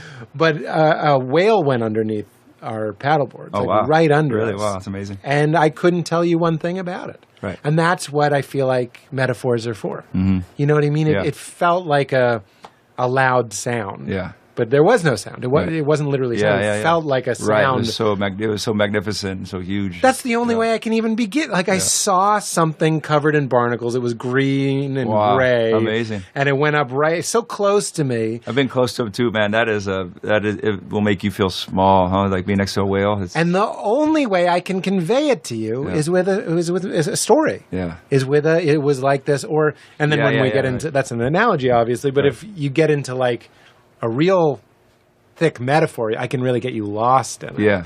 You know what I mean? A whale that was a sound. Yeah. No, it's true. That was infinite. So what about, it's kind of a crude way to get into it, and we're almost out of time. What about death? Yeah. Do you think we go around and around? Does it go on and on? I think soul compost. I think it's like compost. That's like, I don't know, I like gardening a lot, and so well, that's Anne Lamott. She's like, every mystery of the universe is in the garden. It is, though, and it's like same with, surfing. I feel really fortunate to have time to, that's like, nowadays with kids, it's like if I can get 40 minutes to get out there and just get a few waves, it's nice. But I mean, as a kid growing up, I'd spend hours. And if I didn't have too much homework, I'd come home from school and I'd be in the ocean for 4 hours sometimes, and it's a really peaceful place to be able to spend time. And it's, and you're grounded. It's like a time to meditate in a way, but then there's something different. Like in the garden, you can sort of look at all these different metaphors or analogies or whatever you want to call them. Well, that's what Campbell talks about. The resurrection metaphor is a result of agriculture. Yeah, it's exactly. The seed in a lot of getting cultures, buried and growing back up. Yeah, and it's, so to me, that's the best sense I can make of it. It's like I love. But you feel that. I love compost. Actually, it sounds like such a dorky thing. I love compost. Yeah. But we do all of our food scraps in this little bin in our counter, and then I take that out, and it's like, it's funny because my wife and I share a lot of responsibilities, but the compost is all mine. She doesn't, she's really into the idea of it, but it's always like, honey, the compost is full. It's like one of those things she never does. Sorry, babe. But I'd never even ask her to, because like that little trip out to this spot where we have our compost area, because I got like 2 different kinds. I got the one where I open this thing up and I'll put, first I'll walk over here and I'll put all the stuff the worms like. So we do the vermicomposting, which worms don't really like orange peels and they don't really like onions and garlic. So I kind of go through it and I'll give the worms the banana peels and I'll give them the, like whatever, the eggplant and stuff. And I'll give them all the little, they'd only like a certain amount. You put too much, you start getting other kind of bugs. So my point is like you get the really, really good compost from these worms, and you got to kind of take care of them. And then the other one, I just go over and dump all the rest. And then I take some of the mulch that I have, a big pile of mulch that you kind of let get where it's carbon and brown, and I'll put that on top, and I make the layers.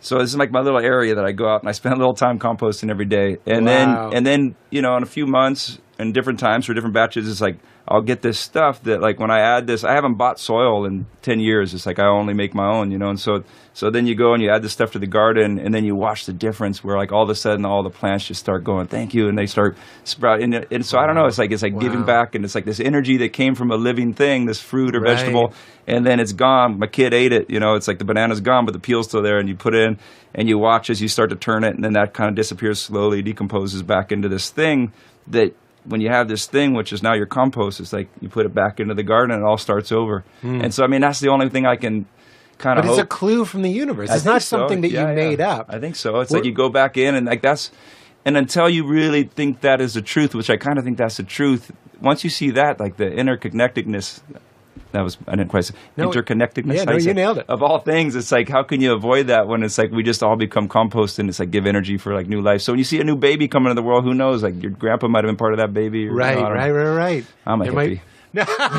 You don't realize what a safe space you're in. That's not even that far out. Right, but do you identify as your mind, or do you think of yourself as a spirit? Oh, that's a good question. I don't know if I've ever really decided that.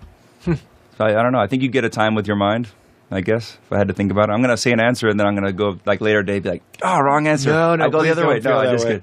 I don't know, yeah. Don't feel on the spot I feel either. we are people, you know, we were given that time, and we have our own thoughts and all that, but we're very affected by our parents as we grow up. Everybody, I mean, you know, everybody gives you the influence as you grow up.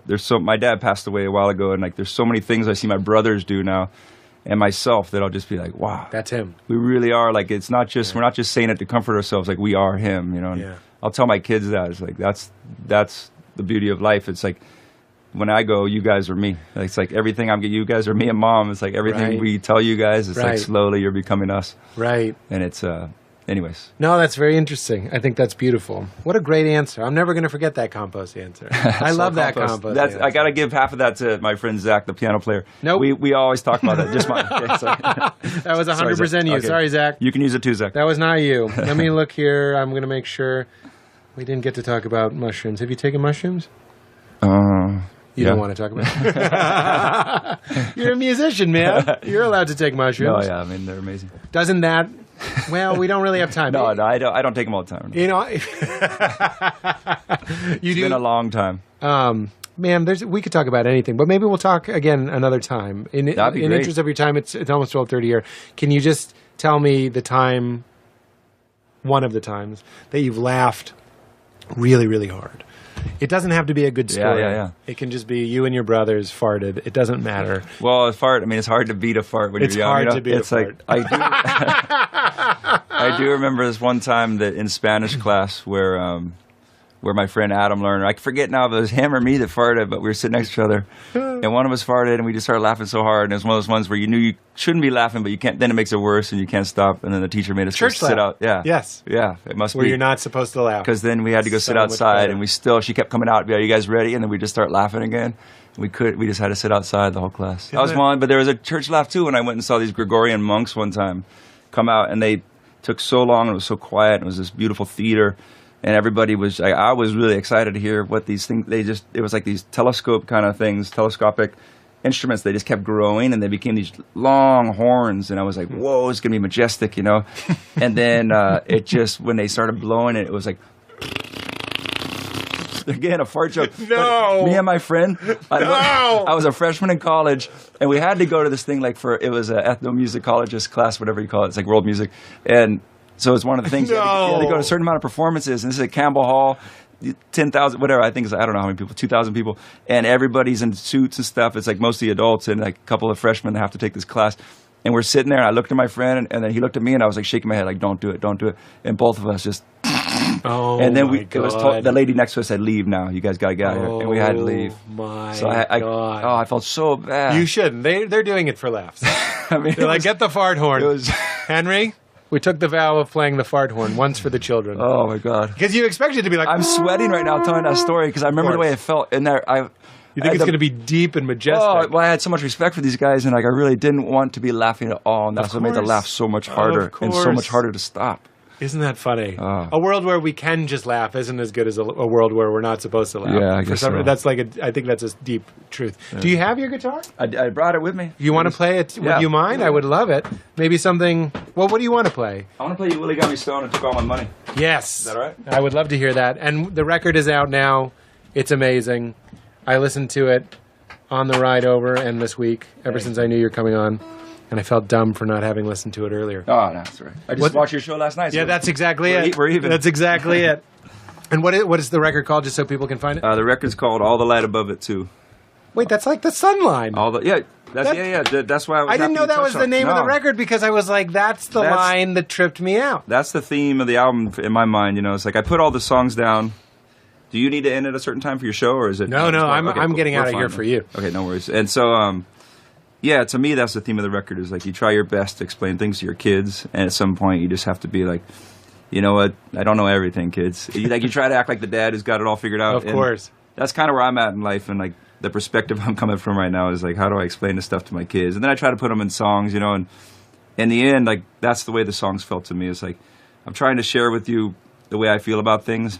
But in the end, it's like we're just part of this multiverse that's like expanding and contracting around other universes, and who knows what the true meaning of any of this is. I and wish it's my like, dad had said that. this light is shining that way and this way, like you were talking about before. It's going right Yes, past us, and yes. so I didn't want it to sound like a sequel. All the Light Above It 2. I realized afterwards it kind of sounds like there was a part 1, but anyways, it meant Well, to Most be Def has a record called All the Light Above It. So Oh, really? No, I'm just kidding. Oh my God! You almost gave me a heart attack. I'm sure he already hates me. No, we almost collaborated one time. We were like sending a track back and forth. It didn't work out. No way. I really love Most Def's music. Me too. He's amazing. Let me tune this thing over. Please. Take out. This is like a sonic condom. This is the called the feedback buster. Is that for live shows? Yeah, so that you don't get the feedback loop going when you have a band playing with you. Okay. But my sound guy calls it the sonic condom. Tampons in the water camera. All right, let's see if I can remember all the lyrics here. No one will know if you don't. That's this wrong chord right off the bat.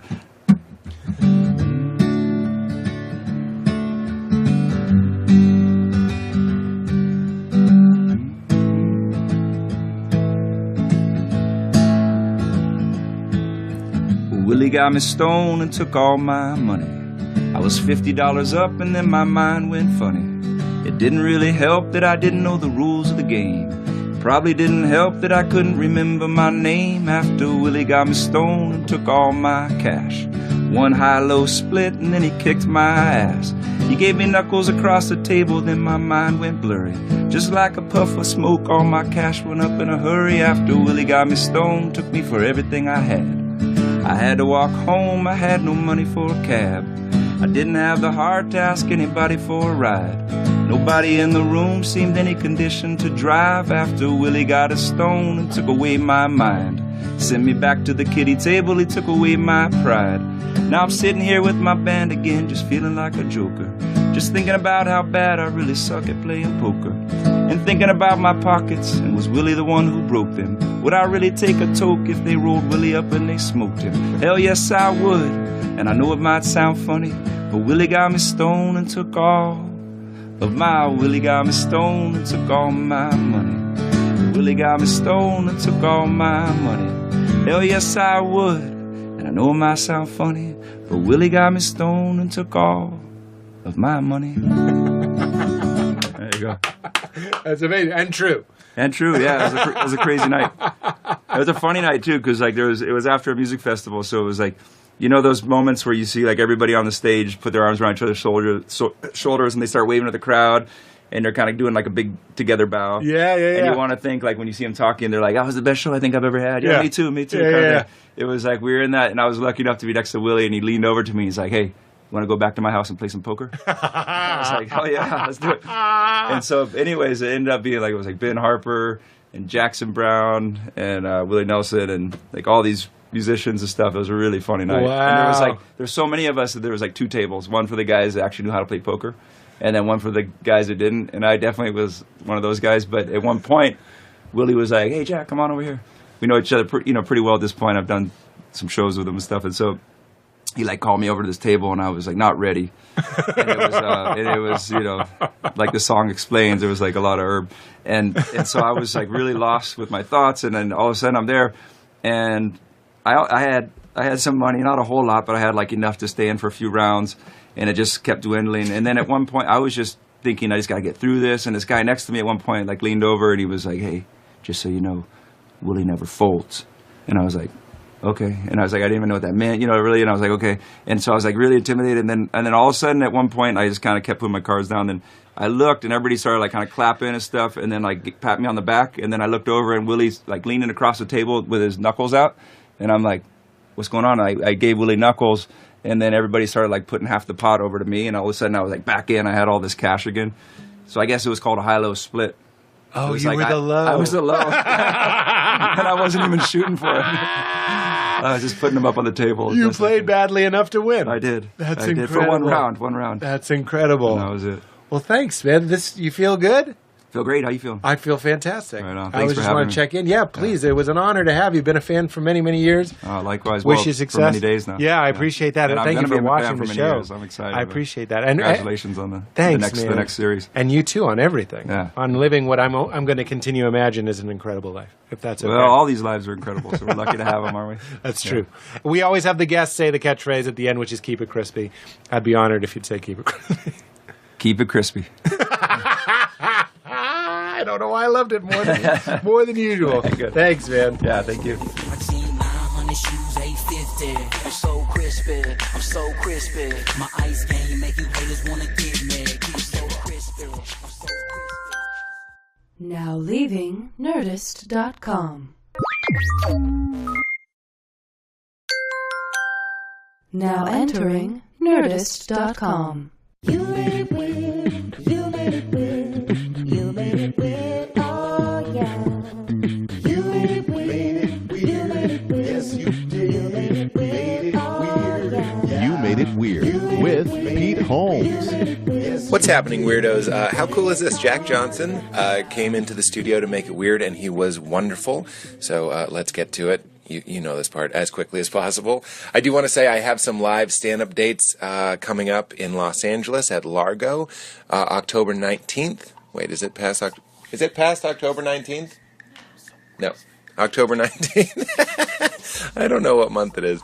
October 19th, I'm going to be there doing stand-up with some wonderful guests. Always a great lineup. November 9th, I'm going to be doing a special show called Pete is Writing a Book, where I will be workshopping and reading sections of the book that I've been working on for the past couple years about spirituality. It's funny. It's a memoir. It will be entertaining and fun, and there'll be guests on that as well. And then December 7th will be another stand-up show at Largo. For tickets to those, go to largo-la.com. Hope to see you out. We have some new sponsors for this show. I want to thank our sponsors. One of them, this is All in the Family. This is HBO. It's the new show, Felipe Esparza. Translate this. I don't know if you know this, but best known for having a raw and real sensibility that's relatable to audiences everywhere, comedian Felipe Esperanza stars in his first HBO comedy special, Translate This. It's an uproarious hour of stand-up comedy featuring unconventional riffs on the immigrant experience and his everyday battles in his life. Shares stories about translating for his parents as a kid, how his father got his family from the U.S. from Mexico, and becoming a father himself while still in high school. All performed in English with Spanish peppered throughout. So please watch Translate This on HBO and HBO Latino Saturday, September 30th at 10 p.m. I also want to give a shout out to the Pete's Picks.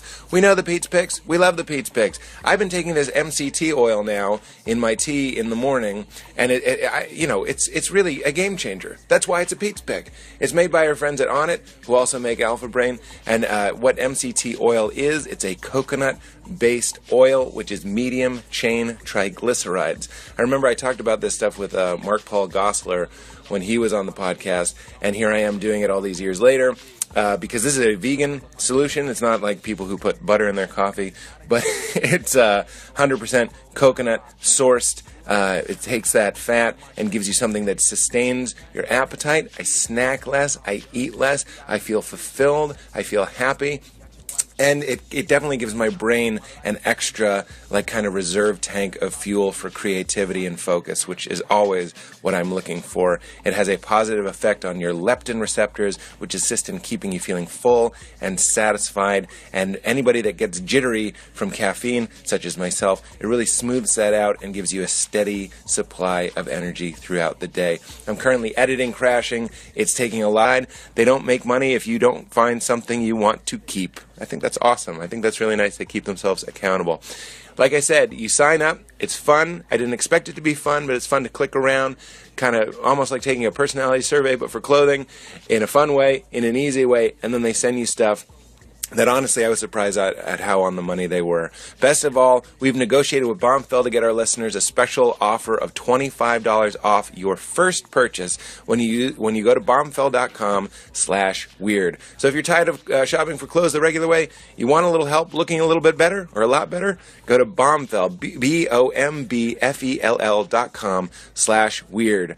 Open and close. I like that. Open and close. Oh, you get it? You say it, Val. Open and close? Clothes.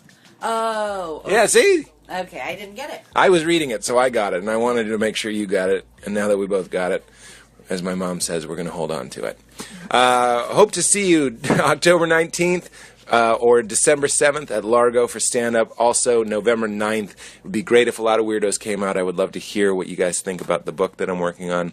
And in the meantime, enjoy Jack Johnson, who, no surprise here, is a delight. Is a delight. Get into it. Val? Get into it. ZipRecruiter? ZipRecruiter. And in case you're wondering, yes, the air conditioner is broken. Oh, shit. I picked the wrong day. What are you doing? I it's funny because I'm excited to talk to you, but I don't know what your life is like. Are you busy promoting, doing press? Are you on a radio tour? We're going straight into it, huh? Yeah, sure. Which is good. A lot of times you get there and you chat and you give them all your best stuff, and then all of a sudden the interview starts. You got to record. We can't start I mean, over. that's got to be a principle of music as well. It's the riffs before you begin. Yeah. Right? Oh, we can get into that. Yeah. I mean, so much times, like, right when you push record, you're like, oh, damn. It goes away. All that good stuff is gone already. I know directors that don't say action. They say whenever you're ready. Right. They just go like, go into it. Yeah. Like, you need something that we know that the cameras are rolling. Yeah. But like Or maybe it's better you don't, though. I mean, even though they're rolling sometimes. Well, that's why you're a documentarian. That's why documentaries are so amazing. Yeah. Is because and I know for a fact that they do tricks where they're like, the camera's not working or whatever. You know what I mean? Not to trick people into giving something they don't want to give away. Can I just start by admitting I'm all nervous now because before yesterday I had never seen your show or anything, and then so you were asking if I'm doing press, and then so I was like, I'm kind of on this little run where we're running around doing little things, and so then I was like, hey, what's this deal I got to do tomorrow? And they were like, oh, this guy Pete Holmes. He has a show called Crashing. You should check it out. It's real funny. My friend Josh and Emmett that was just there. Yeah. So I'm tired right now because last night I stayed up like all night binge watching Crashing. No way. So now I'm like starstruck and all nervous. That's amazing. Hey, that show is amazing. Hey, that's like incredible. the funniest show I've ever seen. No way. I feel bad because I've watched so many episodes without my wife, and she hates when I watch stuff like without her. If she wants to, she likes when I watch stuff she doesn't like because then it's like get it out of the way. Get it out of the way. But for like sure. I know she'll love this the whole series. So now man. I'm going to have to watch like episodes 1 through 5 again just so she can catch up. A lot of mental and physical energy, and it's wonderful to have this on my side. In fact, I've been joking that I haven't been exercising very much. Since I've been taking MCT oil, I've been feeling more energy, and as a result, I have been exercising, going on hikes and whatnot more. So I think this is a wonderful product. That's why it's a Pete's Pick. If you want to try it, it's the same way you try Alpha Brain, which is onit.com/weird, and you'll get 10% off. Tastes great, feels great. Give it a try. Also, while you're there, pick up some Alpha Brain. This is another product that I swear by. I always have at least 4 or 5 Alpha Brains in my pocket because it's like fish food for Monogin. It's all earth-grown ingredients, helps with memory, concentration, focus. Anytime I have to do a podcast, including the one you're about to listen to, anytime I'm writing a script, anytime I'm doing stand-up, anything that involves my brain, I'm taking 3 Alpha Brain about 15 minutes before. It's not a stimulant. It's not like coffee. It doesn't give you like a jolt of jittery energy. It just gives your brain some food to run on, and I swear by it. If you want to try MCT oil or Alpha Brain, like I said, Onnit, ONNIT.com/weird. The other product that I take most days is called Charlotte's Web Hemp Oil. This is derived from the hemp plant, but it is CBD, not THC, which means it is not psychoactive. It doesn't get you stoned. It's something that you can read on, you can work on. It just is a wonderful anxiety reducer for me. Helps with headaches, aches, and pains. As I always say, stuck in a middle seat on an airplane, it's wonderful to know that I have this in my bag. It's legal in all 50 states. Like I said, it's made from hemp, but it's not the same thing as marijuana. Smoking marijuana. What am I, your dad? Smoking marijuana. It just gives me a healthy, happy glow that I swear by. A little bit quicker to laugh, a little bit quicker to smile. Just helps me lighten up, and as a result, it makes me drink less, a little bit healthier. Great for your brain, great for your body. If you want to try it, CBD oil, this is the only hemp oil that's grown for human consumption. Any other hemp oil you get, it's my understanding, might have been made for a belt or oil. This is only for human consumption by our friends the Stanley Brothers, who did a wonderful episode of this very podcast. If you want to try it, go to cwhemp.com/weird and use promo code KeepItCrispy, and you'll get 10% off. I like the Everyday Advanced or the Everyday Plus. Mint chocolate is the flavor of preference for me. We have a new sponsor, Bombfell. I know this is true for most guys. Shopping for clothes can be a total pain, shopping in general. But Bombfell is an easier way for men to get better clothes. I just signed up for this. It was fun, it was easy, and the clothes are wonderful. It's an online personal styling service that helps men find the right clothes for them. It's simple and straightforward. All you have to do is complete a questionnaire, and a dedicated personal stylist will handpick pieces specifically for you. Then, once you've seen your selections, you have 48 hours to make any changes or even cancel altogether. You're in total control, and you only pay for the clothes you keep. Plus, you have the option of receiving clothes once every 1, 2, or 3 months. It's all up to you. And because Bombfell is on your side, we got to get a song. Yeah. Season 2, All Jack right. Johnson. Dude, I'm in. I love the soundtrack you did for Curious George. Not that it would be the same way. No, I heard wouldn't give you that. Look, banana pancakes would apply to a lot of these, Sure. a lot of the moments. Yeah, I Pete guess is the kind of a metaphors. curious. Yeah. He is kind of a big birdie kind of guy. He That's is, like what my definitely. character is. Double entendres too there. That I'm so tall. You mean? No, just meaning some of the banana pancakes. Oh, sure. That kind of stuff. Yeah, he makes more banana pancakes in the second season, which is really? going to be more exciting. Awesome. Oh yeah, a little teaser. No, for the character is fans. amazing. Thanks, man. It is kind of me. Did you grow up? I was wondering. Yeah, I started wondering if it was how much of that was you, or how much was a persona or a character. Yeah, well, it's kind of like a vacation getting to be him again. Yeah. I'm sure you were. How old are you now? 42. 42. So we're similar. I'm 38. So now I'm pretending to be basically 28. I figured out you were 38 because one of the episodes you said you were 36, and it was like 2 years ago. One of the episodes of this show. Yeah, because I also went last night and was like, come on, I man. listened to the one with Andy Dick. No way. Or like the Good beginning, choice. He and was then a one good, with, good guess. with Sarah Silverman. Yes. Which one? There was 2. Oh, I think it might have been the second. You guys Yeah, seemed where we like talked about how she didn't like her special. Yeah, which that was turned the out to one. be amazing. Yeah, She I edited didn't see it. it. Has that happened to you? Have you ever thought something stunk and then you found, like, get real low, that you think something's great, you record it? This kind of goes back to what we were just saying. Yeah. Then the cameras are on, or in your case, the mics are on. Yeah, so and much all of- the sex and magic goes away. Like, it's Yeah. just suddenly it's just a guy with a box of wood with strings on it. Totally. Right? I mean, so many of the things you guys were talking about, they resonated because it's a lot of similar stuff. But isn't that your job? Aren't you kind of an alchemist in that way? Like, your music sounds very intimate. It really sounds like I'm at your house in the right way. Right, This right. could sound like, oh, I'm calling you unpolished. No, I'm saying it sounds polished and professional, Right. but it sounds like I'm kicking it with you. And you just kind of take out the guitar in the right way, like at that right moment in the party. Yeah. Not the guy that's like bringing it out too early or too late, but at that right the right pocket. time. And then you play, and everybody's kind of in that. You're creating a space. No, we've done that before, especially with, I mean, the live, like whenever you try to do a live record, it's kind of similar. So nowadays we just record. I mean, technology is so easy now because we just record every show. Is that And right? then- yeah. So now we just we put out a live Isn't record that last the year, best? and we just basically, the band was like, what was the best shows? We kind of thought that one in Paris seemed pretty great. And Yeah. then we kind of just remembered some of the good shows, and we listened through to those and picked, songs. So it's a from those. compilation of a bunch of live from shows. last year. Yeah, Isn't that the best? But that's better. I mean, just going back to your question, because I've also done the one where it's like, okay, we're going to record this show. And then it's kind of like the whole time you're just thinking, my in between God. songs, like, how was that last version? That's And what how's late this one night gonna be? is. Yeah. You've done late night. You Yeah. have to go out and Oh. play, and it's like, and play it now. TV is the worst, man. It's like, I've talked to a lot of people. It throws them off too, because all of a sudden you got these cameras zooming around, Yes. and you can't help but start thinking there's like a million people behind that thing. That's right. That's what you It's a try weird- not to think. Yeah. But any situation, Out-of-body especially as an experience. artist, exactly out of body. Yeah. Exactly. Because our job is to be, especially as a musician, obviously as comedians, we're listening for that feedback all the time.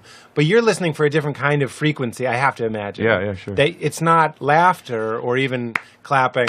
And there's Yeah. always the one guy offbeat. Yeah. It's not that. You're listening for some sort of the frequency of attention being paid. Yeah, but laughter sometimes too. I mean, Sure. I love the comedy tragedy. I mean, some of my favorite musicians are able to tell a story and make you laugh your ass off, but then when they play the song, it makes you want to cry. Yeah. Kind of like that Kurt Vonnegut thing. You have to choose laughter or tears, Yeah. and he always sort of chose laughter. And I don't know, for me, it's the same. It's like in between sometimes. I mean, I want to, with the stories, you are looking for laughter. And Yeah. sometimes they don't laugh. I'm no stand-up comedian like you guys, Yeah. but it's like, it's funny when you tell a little thing you think is. One time, me and my friend Zach, who plays piano in the band, we thought this thing was so damn funny that we couldn't stop laughing because we were somewhere in like we were in England somewhere, and he said, these girls in the front, they yelled, "Jack, I want your babies." And it was a really quiet show. Like, it had been so damn quiet the whole night. And then these girls, they don't just want to have sex with you; they want to raise your family. They said, like, I want your babies.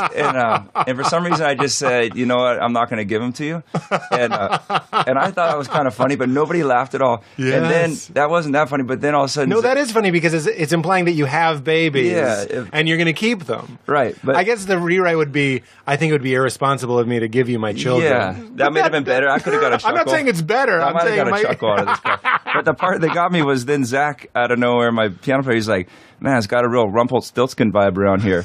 Because these girls wanted my children. That's right. And I thought it was so damn funny. I couldn't compose myself for like 3 songs. I just would start the song and I would just laugh through the whole thing and have to step back from the microphone because Rumpelstiltskin wanted her children, right? Yeah, exactly. Unless he could say her name, he would take her babies. Yeah, that's and she all. had to spin gold and all that stuff. And then so to me, it was like the funniest thing anybody had ever said in the history of humanity, and nobody in the crowd even laughed. So I'm digressing, but the point is like, yeah, we do look for those reactions, and sometimes, like, I always tell friends, like, they'll come and see a show and they'll be like, "Oh man, that was great," or whatever, and you're like, "You should have been there last night," like, because that crowd that night, the response they're giving you kind of feed off of that, and like the more they give you, the more you give back. But you don't know if it's you though, and it's context sometimes. Like, the context is the bummer. Is like you have this whole tour to compare every song to in a way. And I even heard you speaking about sometimes like the room, or somebody was talking about this. Maybe it was a documentary I watched about comedians recently called Dying Laughing. It was really interesting.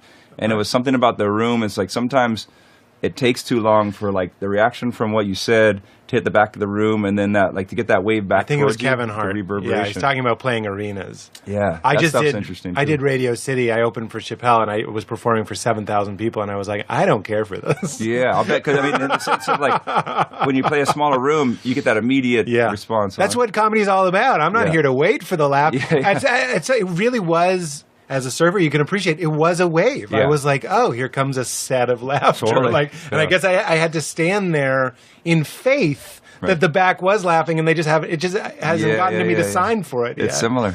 But that whole thing of like you finding Rumpelstiltskin being hilarious, or finding a song being funny or moving or whichever, or a mix of both, you're still trying to capture that lightning in the bottle. The